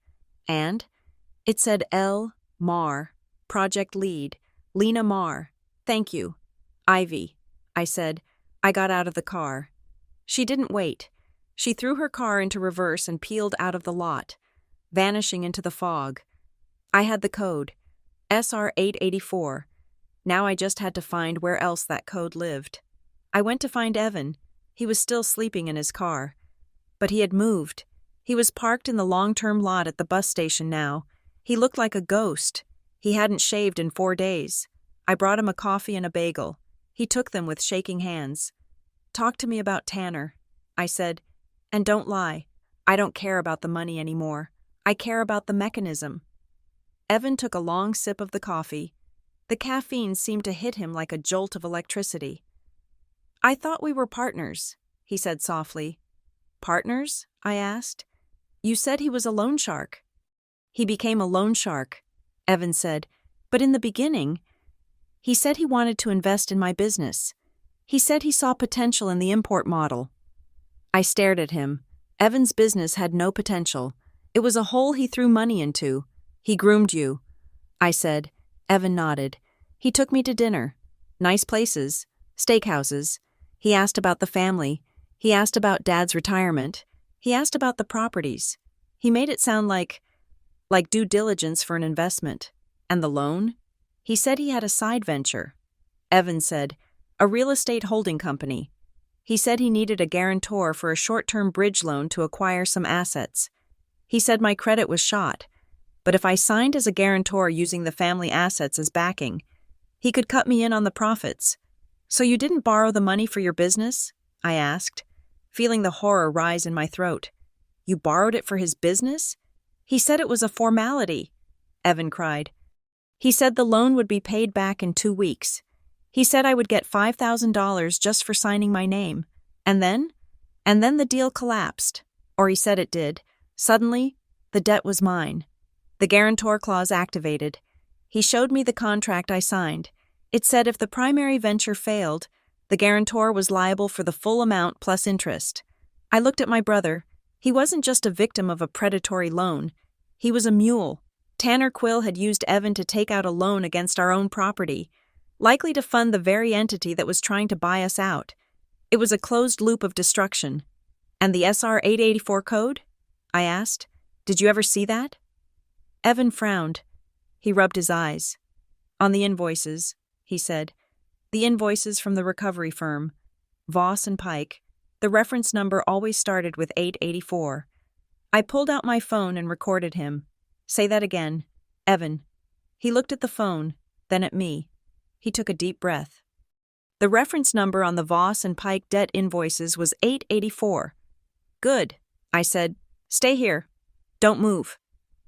That evening, the Marrow Glen City Council held a listening session regarding the waterfront rezoning project. The gymnasium of the high school was packed. At the front, on a raised stage, sat the 5 council members. To their right, a team of people in expensive suits sat behind a table draped with a banner. Sable Ridge Partners, Building Tomorrow. I saw Lena Marr. She looked poised, elegant, and completely unbothered. I stood in the back. I wasn't there to speak. I was there to watch. A man from Sable Ridge was at the microphone. He was pointing to a projected rendering of the marina. "This isn't just a development," he said, his voice smooth and projecting to the back of the room. "This is a revitalization. We are taking a flood-prone, decaying stretch of riverbank and turning it into an economic engine. We are talking about 200 jobs. We are talking about tax revenue that will fix your roads and your schools." The council members nodded. They looked mesmerized by the numbers. Then, they opened the floor for public comment. I watched the residents of Mosswater Drive stand up. They were older people mostly, men in windbreakers, women clutching handbags. They looked tired. Mr. Henderson, the neighbor from Parcel 4, walked to the mic. "I've lived on the creek for 50 years, he said, his voice trembling. "My assessment just doubled. I can't pay the taxes, and now I'm getting fines for my porch steps. I fixed those steps. It's about code compliance." "Mr. Henderson," the council president said dismissively, "we have to ensure safety." Mrs. Smith from Parcel 9 stood up. "My husband is sick." She said, "We had a man come to the door yesterday offering to buy our house for cash. He said if we didn't sell, the city would condemn it. Is that true?" The council president looked at Lena Marr. Lena smiled and shook her head gently. "Absolutely not," Lena said, leaning into her own microphone. "We do not use threats. We make fair market offers. If there are code issues, that is between the homeowner and the city. We are simply providing an option for those who want to relocate." Lies. Smooth, polished lies. I looked at the families. They were holding manila folders. I could see the papers trembling in their hands. They were isolated. They thought they were fighting bad luck, or bad health, or bad bureaucracy. They didn't know they were fighting a script. I walked down the center aisle. I didn't go to the microphone. I went to the row where Mrs. Smith was sitting. I sat down next to her. She looked at me, surprised. "I'm Natalie Russell," I whispered. "Parcel 8. She blinked. "The one they knocked down?" "Yes. I'm so sorry." She said, "Don't be sorry." I said, "Be ready." I looked at Mr. Henderson in the row ahead. I leaned forward and tapped his shoulder. "Meet me in the parking lot after this," I said. By the time the meeting ended, word had spread. The families of Mosswater Drive, the ones who hadn't sold yet, gathered near my car under the sodium glow of the streetlights. There were 8 of them. I didn't make a speech. I opened my trunk. I pulled out a box of files. They are working together. I said, "The developer, the debt collector, and the city permit office. It is a coordinated attack." I handed Mrs. Smith a copy of the redacted permit log. "Look at the dates." I said, "Look for the code 884 on any paperwork you have." Mr. Henderson squinted at the paper. "I have that code," he said. "It's on a letter I got from a surveyor.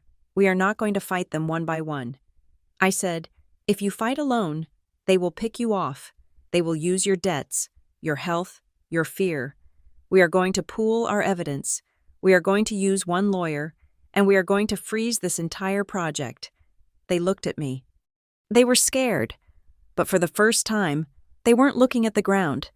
They were looking at each other. "Who is the lawyer?" Mr. Henderson asked. "Mara Wexley," I said. "She is filing an injunction on my property.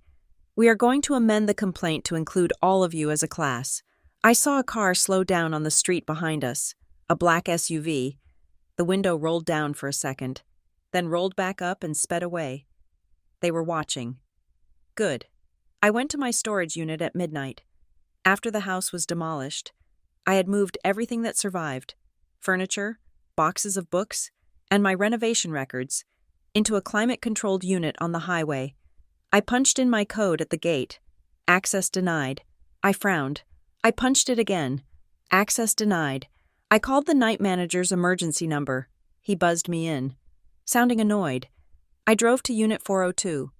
I had picked the number on purpose. The hasp was cut. The rolling door was slightly ajar. I froze. I didn't go in. I called the police. When the patrol car arrived, the officer shone his light inside. The unit was trashed. Boxes were overturned, clothes scattered, but the TV was still there. My grandmother's silver set was still there. The expensive power tools I had saved were untouched. The only thing missing was the filing cabinet. The thief had ignored $5,000 worth of electronics and stolen a metal box full of receipts, permits, and photographs. The officer looked bored. "Kids, probably," he said, "looking for cash. Kids don't steal renovation binders." I said, I knew what this was. They were cleaning the timeline.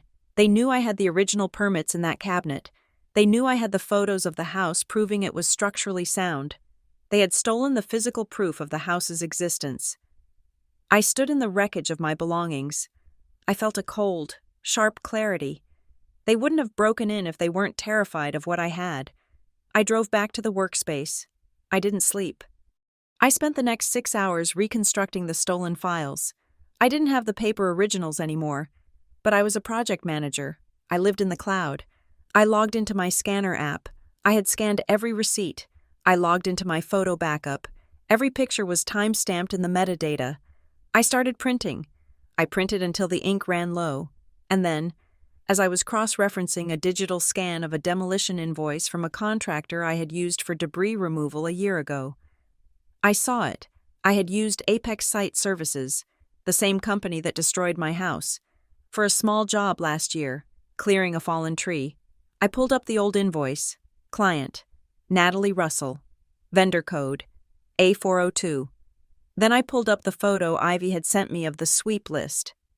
I looked at the invoice Evan had found in his pile, the one from Voss and Pike, and then I went to the city's public procurement website. I searched for Sable Ridge Partners in the vendor database for city contracts. There it was. Vendor name, Sable Ridge Partners. City vendor ID, 884. I pulled up the screenshot of the demolition invoice for my house, the one Rafe had managed to snag from the Apex foreman's clipboard with a telephoto lens yesterday. Bill. City of Marrow Glen. Emergency Fund. Reference. Code 884. The city was paying for the demolition using the emergency fund, but they were tagging it with Sable Ridge's vendor code. That meant the city was billing Sable Ridge for the demolition. The developer was paying the city to knock down private homes using emergency powers. It was a direct financial link. It wasn't just coordination. It was a contract hit. I scanned the documents. I emailed them to Mara. We have the chain. I wrote, file the motion. Mara didn't wait. She walked into court the next morning and requested an ex parte hearing. She placed the 884 documents in front of the judge. Your Honor, she said, her voice ringing in the empty courtroom. We have evidence that the city of Marrow Glen is acting as a demolition agent for a private developer. We are requesting an immediate preservation order for all records associated with vendor code 884. The judge looked at the documents. He looked at the city attorney, who was sweating through his suit. Order granted. The judge said, the sheriff will serve the server room within the hour. By noon. The news broke. City Hall raided by sheriff's deputies for record seizure. By 2 o'clock, the second domino fell. I was sitting in Mara's office when her phone rang. She listened, her eyes widening. She hung up and looked at me. David Carver just resigned. She said, effective immediately, citing personal health reasons. He's running. I said, let him run. Mara said, we have his emails. My phone pinged. An email. I looked at the screen. The sender was L. Sable Ridge Partners. Com. Subject. Resolution. I opened it. Ms. Russell. We are deeply incredibly troubled by the confusion surrounding your property. While Sable Ridge had no direct involvement in the city's safety decision, we wish to assist in your recovery. We are prepared to offer you a deed to a 2-bedroom condominium in our new Vista complex. Value, $350,000, plus a relocation stipend of $50,000. This is a gesture of goodwill. It is contingent upon a full release of all claims and the withdrawal of your lawsuit. Please consider this a final opportunity to secure your future. Lena Marr. I looked at the number. $400,000 in value. It was 8 times their original offer. They were bleeding. They were trying to apply a tourniquet of cash to stop the hemorrhage of evidence. A condo. A nice, safe box in the sky. It was tempting. For a split second, I thought about how easy it would be. I could just stop. I could sleep. Evan would be safe. My parents would be relieved. But then I thought about the break-in. I thought about the spray paint on the foundation. I thought about Mrs. Smith's trembling hands. I hit reply. I typed one sentence, put it in writing, with your full board approval, and admit liability. I hit send. I wasn't taking a condo. I was taking the whole map. Mara looked at me. You know they won't do that. She said, I know. I said, I'm just making them blink. The war had started with a bulldozer. It was going to end with a deposition, and I knew exactly who I was going to put in the chair first. Not Lena, not Tanner. I was going to depose the man who signed the safety order on the day my house died. I was going to find David Carver, wherever he was hiding, and I was going to make him say the name of the person who gave him the list. I needed them to think I was breaking. The offer of the condo and the cash was sitting in my email inbox like a loaded gun. It was a bribe, plain and simple, wrapped in the language of corporate benevolence. If I rejected it outright with a flurry of legal motions, they would keep their shields up. They would shred more documents. They would coach more witnesses. I had to lower the portcullis. I had to let them think they had won the siege. I waited 2 days before I replied to Lena Marr. I didn't CC Mara. I wrote from my personal account, at 2 a.m, calculating that the timestamp would suggest sleeplessness and desperation. Ms. Marr, I cannot accept the current terms. The condo is not enough. My family is falling apart. If we are going to end this, I need a settlement that actually restores what I lost. I am tired of fighting. I just want to be done. Please send a revised offer that reflects the true replacement cost. Natalie. It was the truth. Twisted just enough to be a lie. I was tired. My family was falling apart. But I didn't want a settlement. I wanted them to believe I was negotiating the price of my silence so they would stop looking over their shoulders. The response came at 9 the next morning. It was warm, oily, and victorious. Natalie, we completely understand. We are drafting a comprehensive agreement that we believe you will find very generous. We will have hard copies for you to review by Friday. Let's put this behind us. They took the bait. They thought I was just haggling. I forwarded the email to Mara. They think I'm folding. I typed, use the time. Mara didn't waste a second. While Sable Ridge's legal team was busy drafting a settlement agreement they thought would end the war, Mara was sitting in a windowless conference room in the state capitol, 2 hours away. She had called in a favor. I drove down to meet her in the afternoon. The office belonged to the State Bureau of Investigation, specifically the Financial Crimes Division. The air inside smelled of stale coffee and bureaucracy. The investigator was a man named Vance. He was 50, wearing a rumpled suit and an expression of permanent cynicism. He had a file open in front of him. It wasn't my file. It was a stack of complaints from 3 different counties. Voss and Pike, Vance said, tapping a cigarette on the table even though there were no smoking signs everywhere. We have had them on our radar for 18 months. They move fast. They pop up in a depressed market, buy a portfolio of bad debt for pennies, and suddenly foreclosure rates spike by 300%. Why haven't you stopped them? I asked. Vance looked at me. Because they are careful. They usually stay just on the right side of the law. They bully, they harass, they pressure, but they don't usually forge documents. That is new. I slid the copy of the notary page across the table, the one with the zombie stamp. They got greedy. I said, they needed my land for the Marina timeline, and they couldn't wait for the legal process. Vance picked up the paper. He studied it for a long time. This changes things, he said quietly. This isn't just aggressive collection. This is a felony, and if they did it to you, they did it to others. He leaned back, the chair groaning under his weight. But I have to warn you, Ms. Russell, you are not just going after a debt collector. If what you say about the developer is true, and if the city is involved, you are kicking a hornet's nest that has a mayor inside it. This is going to get ugly. It is going to touch politics. It is going to touch money. And when you mix those two things, people get hurt. I have already been hurt. I said, they took my home. Vance shook his head. That was property damage. I'm talking about reputation. I am talking about your family. If we open a formal investigation, everything comes out. Your brother's debts, your father's finances. They will drag your life through the mud to discredit you. Let them, I said. My life is already a vacant lot. Vance looked at Mara, then back at me. He closed the file. Get me one more thing, he said. Get me a direct admission. I can't get a warrant for the developer's servers based on a debt collector's bad paperwork. I need a voice.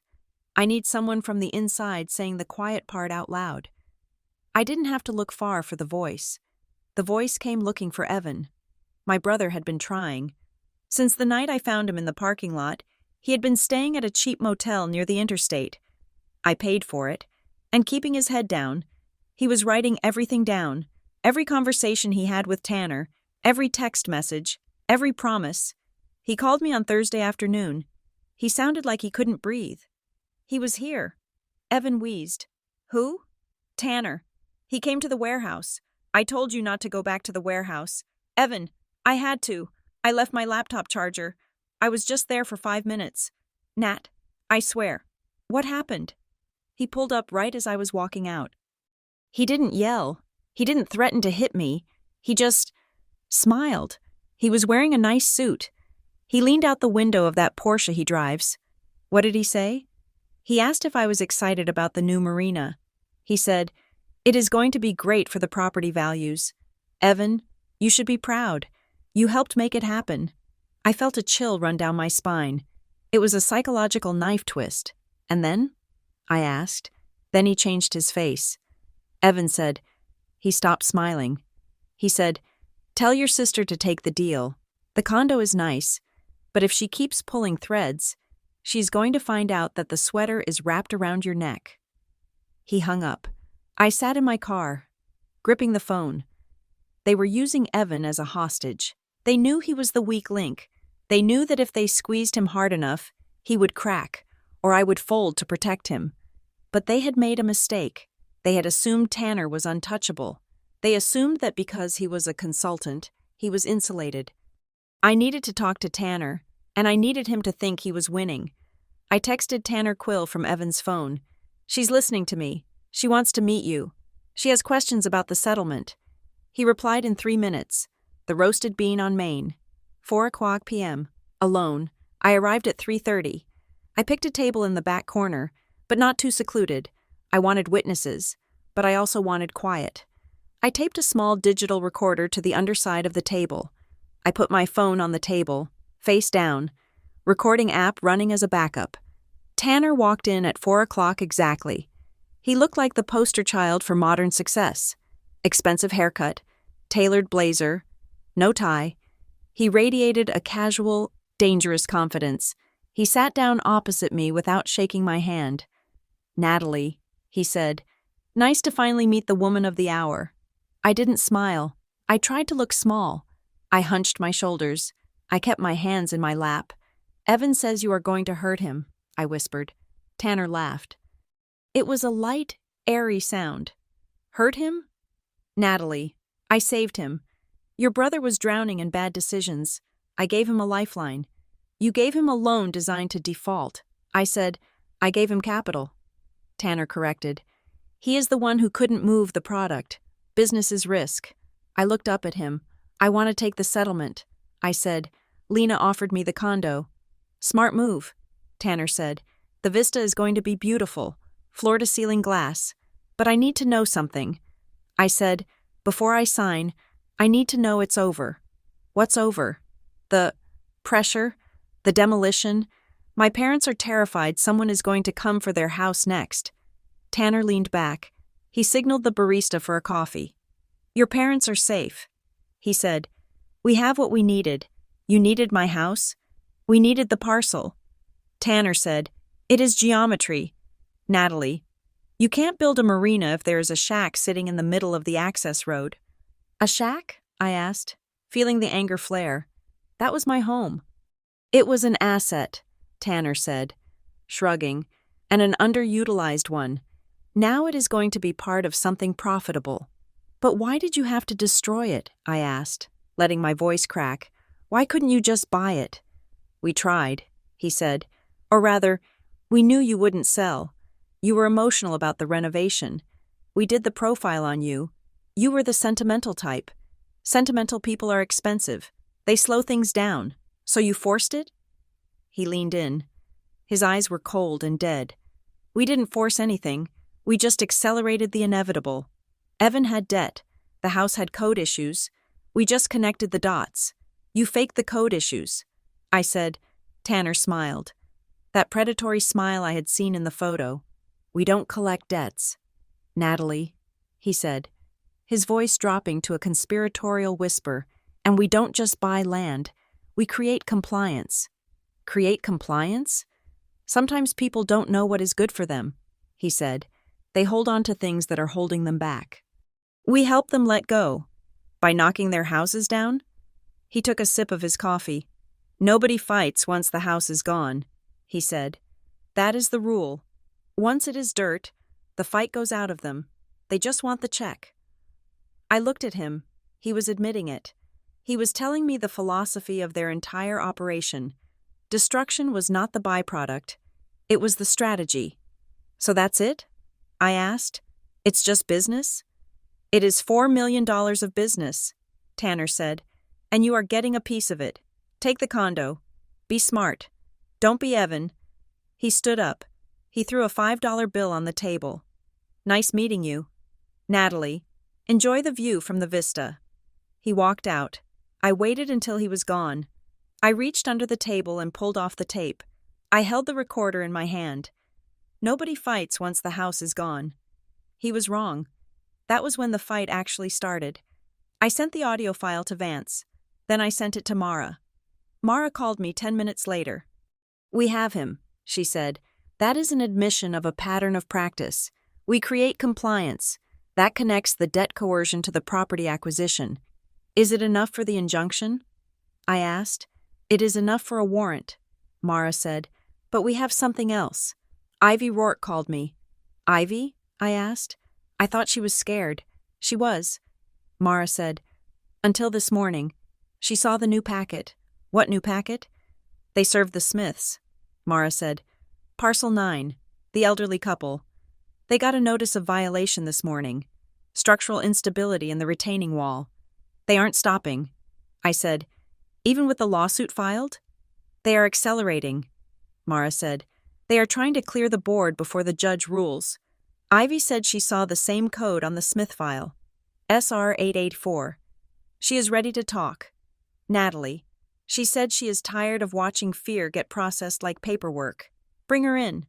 I said, "Deposition preparation is a grueling process. It is hours of staring at documents, trying to anticipate the lies the other side will tell." We were in Mara's conference room. Ivy was there, sitting in the corner, looking small but determined. We were looking at the priority clearance memo she had managed to photograph before Carver shredded it.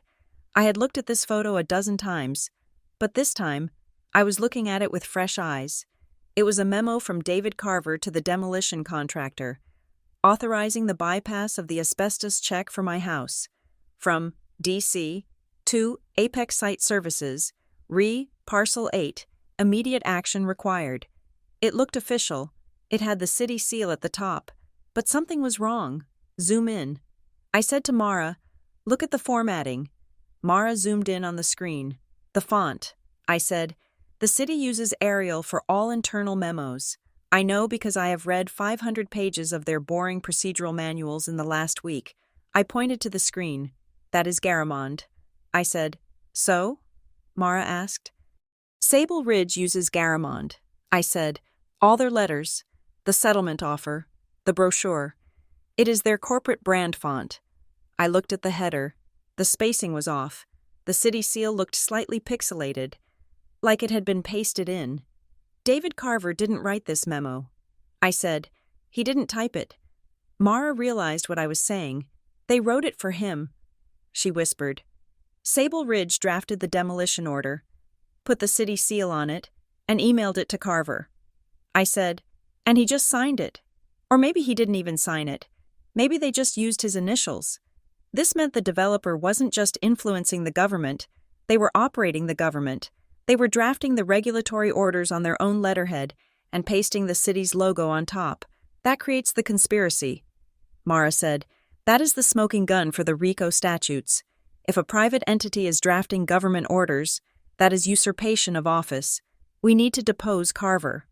I said, before he disappears for good. We are serving him tomorrow. Mara said, we found him. He is at a lake house in the next county. We are going to ruin his vacation. I went home to my parents' house that night to change clothes. I was tired. My bones felt heavy.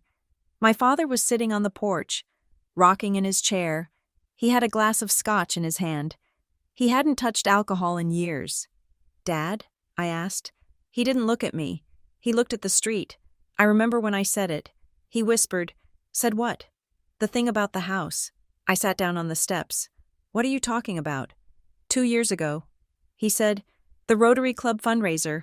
The barbecue. I was sitting at a table with some men. We were talking about the economy, about interest rates. He took a sip of the scotch. His hand was trembling. One of the men. He was complaining about mortgages. And I wanted to brag. I was so proud of you. Natalie. I wanted them to know my daughter was successful. I felt a cold stone settle in my stomach. What did you say? Dad, I said. My Natalie. She is smart. She bought that fixer-upper on Mosswater and she paid cash for the renovation. She owns it outright. No bank can touch her. He turned to look at me. Tears were streaming down his face. There was a man at the end of the table.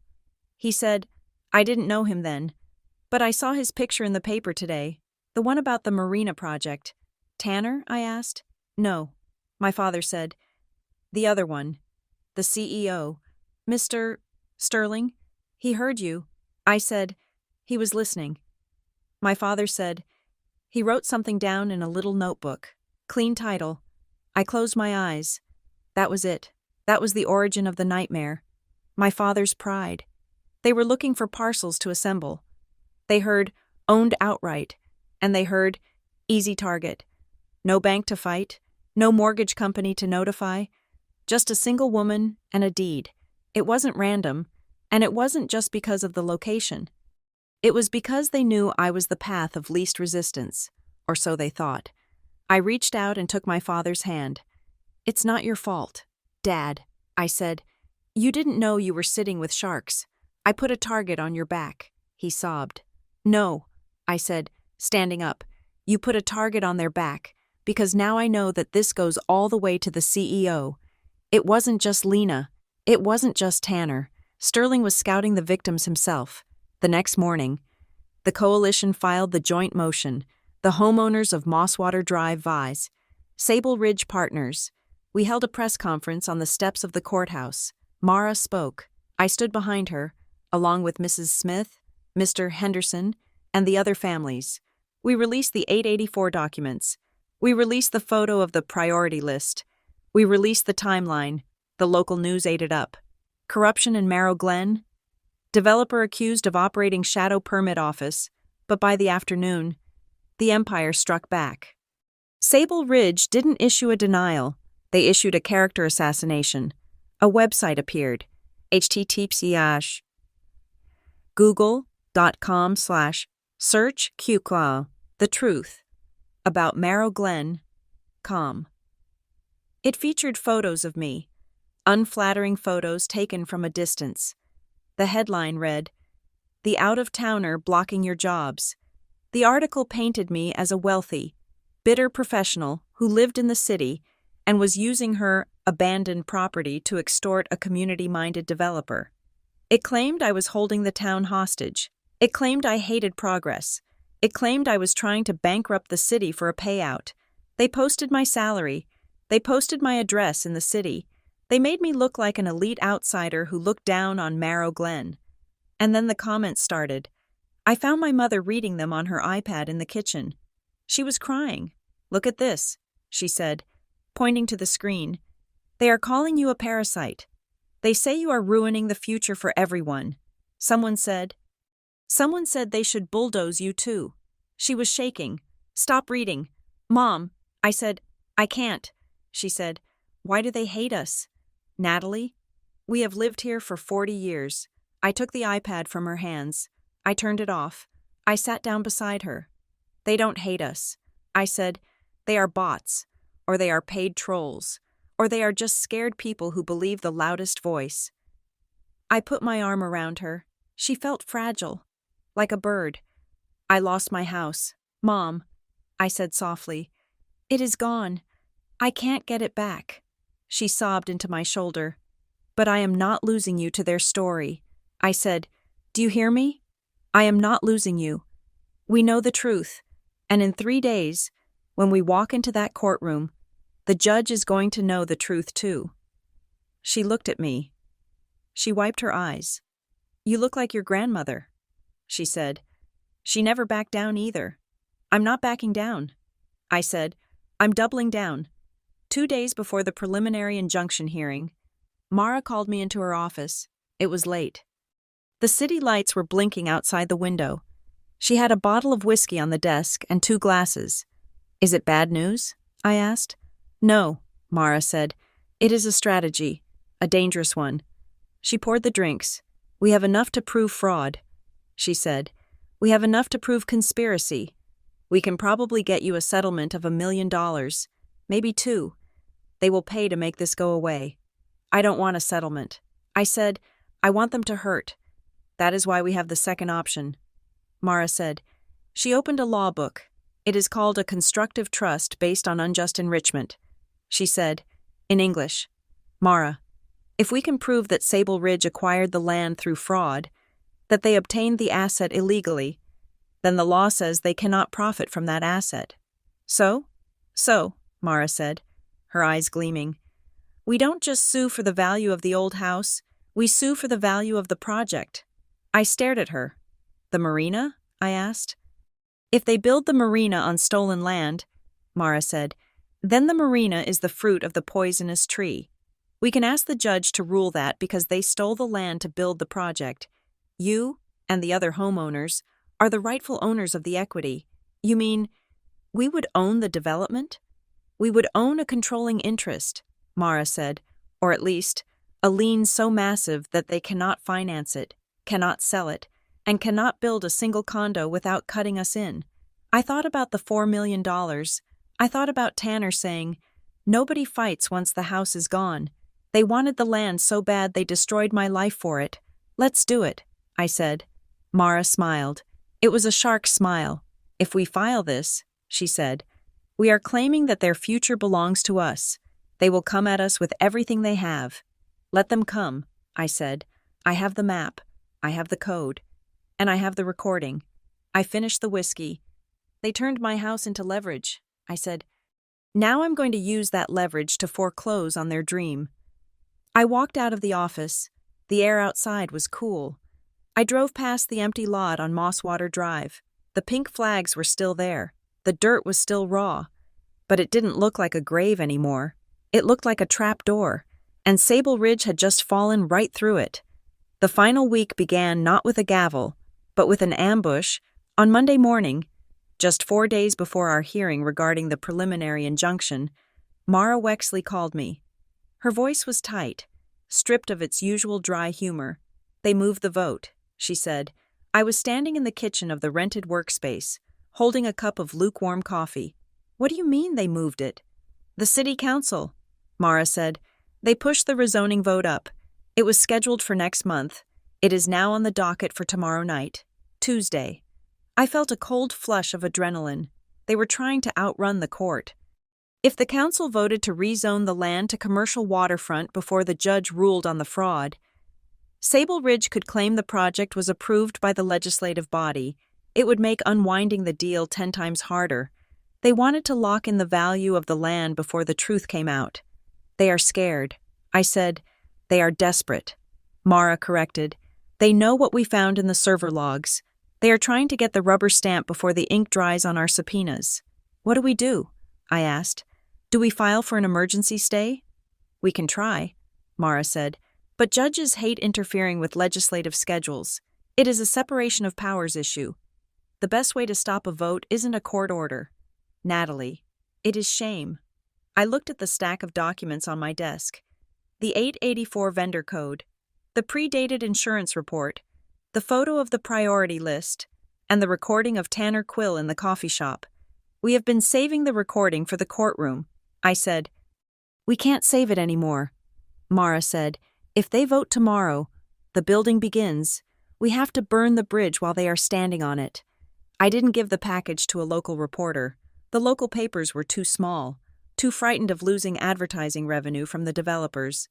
I called the investigative desk of the state's largest newspaper, the Tribune. I met a reporter named Sarah Jenkins at a diner off the highway. She was young, hungry, and skeptical. She looked at the stack of papers I slid across the table. "This looks like a standard zoning dispute," she said, flipping through the permit logs. "Keep reading." I said, "Look at the vendor codes. Look at the city billing the developer for demolishing private homes." She paused when she got to the invoice. Her eyebrows went up, and then I played her the recording. I put my phone on the table.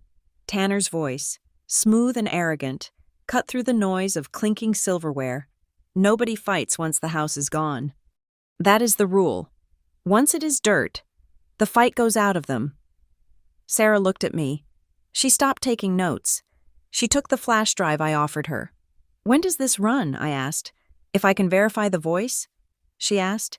"It runs online at noon, and it runs on the front page tomorrow morning." The article hit the internet at 12:15 on Tuesday. The headline was stark. Black text against the white screen. "The Compliance Machine. How a Developer and City Hall Engineered the Destruction of Mosswater Drive." It went viral locally within the hour. The audio clip of Tanner Quill was shared on community forums, on Facebook groups, on the neighborhood watch chains. The phrase, "Nobody fights once the house is gone," became a rallying cry. Sable Ridge tried to scrub it. They issued a cease and desist to the paper. They claimed the recording was doctored. They claimed the documents were taken out of context. But you cannot context your way out of a vendor code that links a demolition invoice directly to a developer's bank account. By the time the city council meeting started at 7 o'clock that evening, the atmosphere in the town hall wasn't just tense, it was radioactive. The room was packed. Standing room only. There were cameras from 3 news stations. The council members looked like they wanted to be anywhere else. They sat behind their dais, shifting in their chairs, avoiding eye contact with the crowd. I didn't wait for the public comment period. I walked to the front row and sat directly behind the Sable Ridge team. Lena Marr was there. She was staring straight ahead, her posture rigid. She didn't look at me.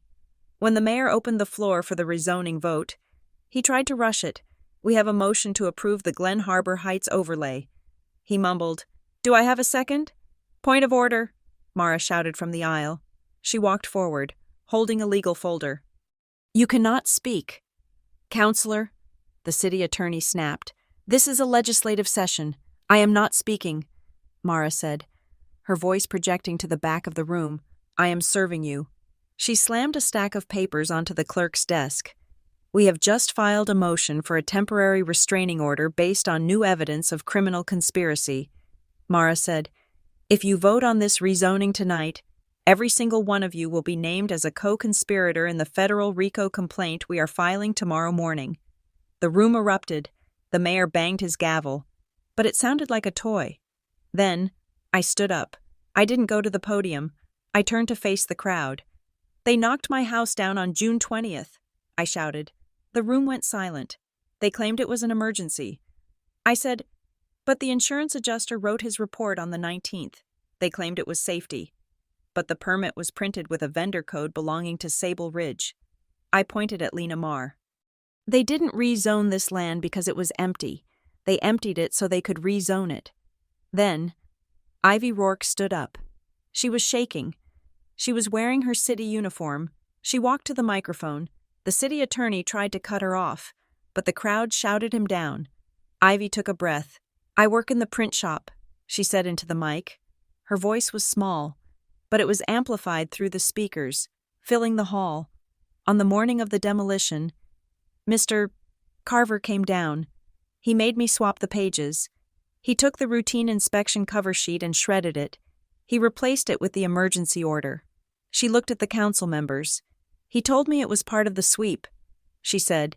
He said Parcel 8 had to go today because the funding deadline was tomorrow. The silence that followed was absolute. It wasn't a debate anymore. It was a crime scene. The mayor looked at the city attorney. The city attorney closed his laptop. I moved to table the vote. A council member from the 4th District said quickly, "Indefinitely." "Second," another shouted. The gavel banged. The meeting was adjourned. Lena Marr stood up. She gathered her papers. She turned to look at me. For the first time, her mask slipped. There was no pity in her eyes. There was only pure, unadulterated hatred. "You think you won?" she whispered as she passed me. "You just cost this town 200 jobs.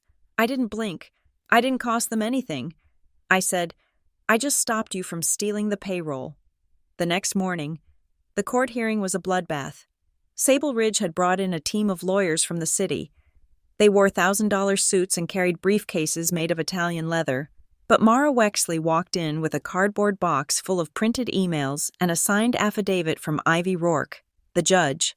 A stern woman named Judge Calloway had read the newspaper. She looked at the Sable Ridge lead counsel. "Mr. Sterling," she said. "Can you explain why your client's vendor code appears on a municipal demolition invoice?" "It was a clerical error." "Your Honor," the lawyer said smoothly. "A billing mistake." "A billing mistake?" Judge Calloway repeated.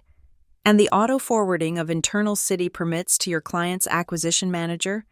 Was that also a clerical error?" The lawyer paused. "We are investigating that, Your Honor." "While you investigate," the judge said, slamming her gavel, "I am granting the injunction. All transfers of land within the Mosswater corridor are frozen. No sales, no construction, no rezoning. The status quo is preserved until the conclusion of a full fraud review." She looked at me. "And Ms. Russell," she said, "you are granted expedited discovery. You can depose whoever you want." The freeze was the kill shot. Sable Ridge operated on debt. They had borrowed millions to finance the land assembly. Every day the project sat stalled. The interest payments ate them alive. Their investors, spooked by the headlines and the fraud allegations, started pulling out. On Friday, Lena Marr emailed Mara, "We want to settle." We met in a conference room at the courthouse. It was me, Mara, Lena, and their lead attorney, but there was someone else there too. Evan. He had walked into Mara's office that morning, clean-shaven, wearing a suit he had bought at a thrift store. He told me he was done hiding. The Sable Ridge lawyer slid a paper across the table. "We are prepared to offer Ms. Russell $2 million, he said. "This covers the value of the home, the land, and significant emotional distress. It is a walk-away offer. We need the suit dropped and the injunction lifted by Monday. $2 million. It was enough to buy a mansion. It was enough to retire. It was enough to fix everything." I looked at the check. It was real. Then I looked at Lena. "No," I said. The lawyer blinked. "Excuse me? I don't want your money." I said, "Ms. Russell, this is 5 times the value of the property." The lawyer said, "It's hush money." I said, "You want me to take the cash so you can build your marina and make $50 million. You want to pay a speeding ticket and keep driving the car." I slid the check back. "I want the car." I said, "What are you talking about?" Lena snapped. "I am talking about a constructive trust," Mara said, leaning forward. "We have proven that you acquired the land through fraud. Therefore, under the law, you do not hold equitable title. You hold it in trust for the victims. We want a secured interest." I said, "I want a lien on the entire Glen Harbor Heights project. I want a percentage of the gross revenue for the next 20 years, paid into a restitution fund for every family on Mosswater Drive. And I want a controlling vote on the board for any decisions regarding demolition." "That is insane," the lawyer sputtered. "You want to be a partner?" "I want to be your landlord." I said, "You can build your marina." "But you are going to build it for us." And I added, "I want a public admission. I want Voss and Pike to admit they falsified the debts." "Never," Lena said. "That opens us to criminal liability. Then we go to trial." I said, and I put Evan on the stand. I looked at my brother. Evan looked at Lena. He looked at the lawyer. "I will testify," Evan said. His voice shook, but he didn't look down. "I will testify that Tanner Quill coached me. I will testify that he texted me threats. I will play the recording where he told me to stall my sister. I will tell the jury that I was a guarantor for a shell company you used to launder the acquisition funds." The room went silent. If Evan testified, it wasn't just a civil suit, it was prison time. The lawyer looked at Lena. Lena looked at the table. They were trapped. They had built a machine to crush the weak, and they had gotten their gears jammed by the one thing they didn't account for: a family that stopped lying to each other. The final agreement was signed 3 days later. It was a document unprecedented in the county's history. Sable Ridge Partners admitted to procedural irregularities and agreed to a consent decree. The Russell Restitution Trust was established. I was the trustee. The trust held a first-position lien on the entire waterfront development.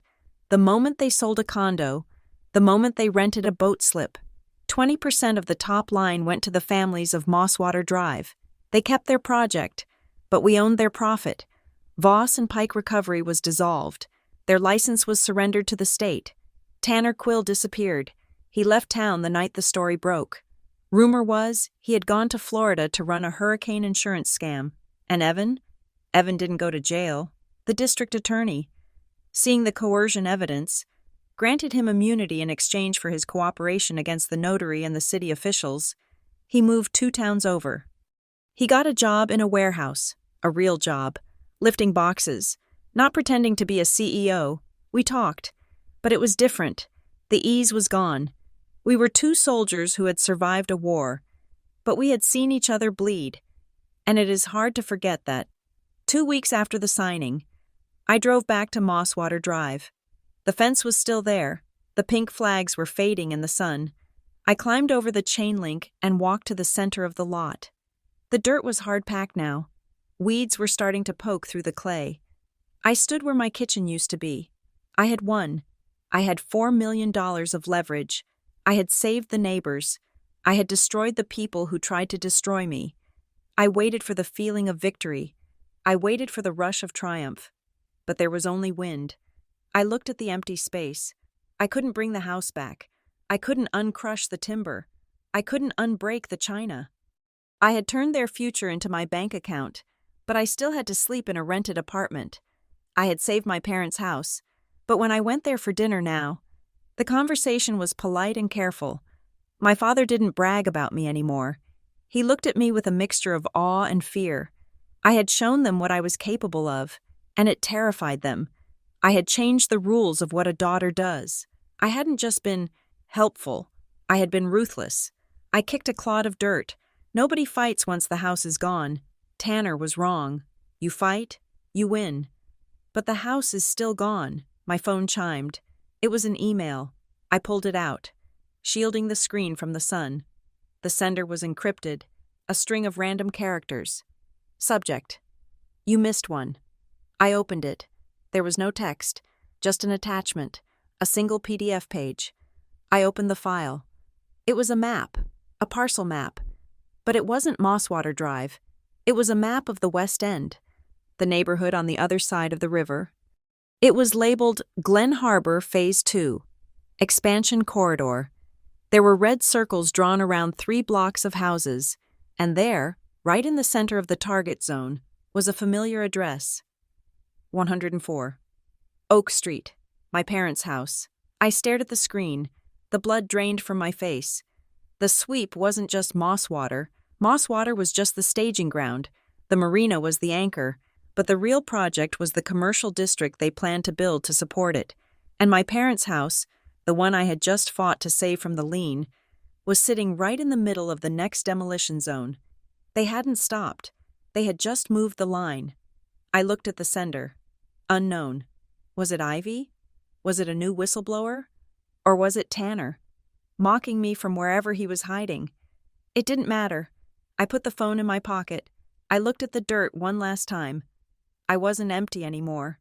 The cold, hard purpose rushed back in, filling the void where the victory should have been. I walked back to my car. I didn't drive to my apartment. I drove to Mara's office. I walked in without knocking. Mara was on the phone, but she hung up when she saw my face.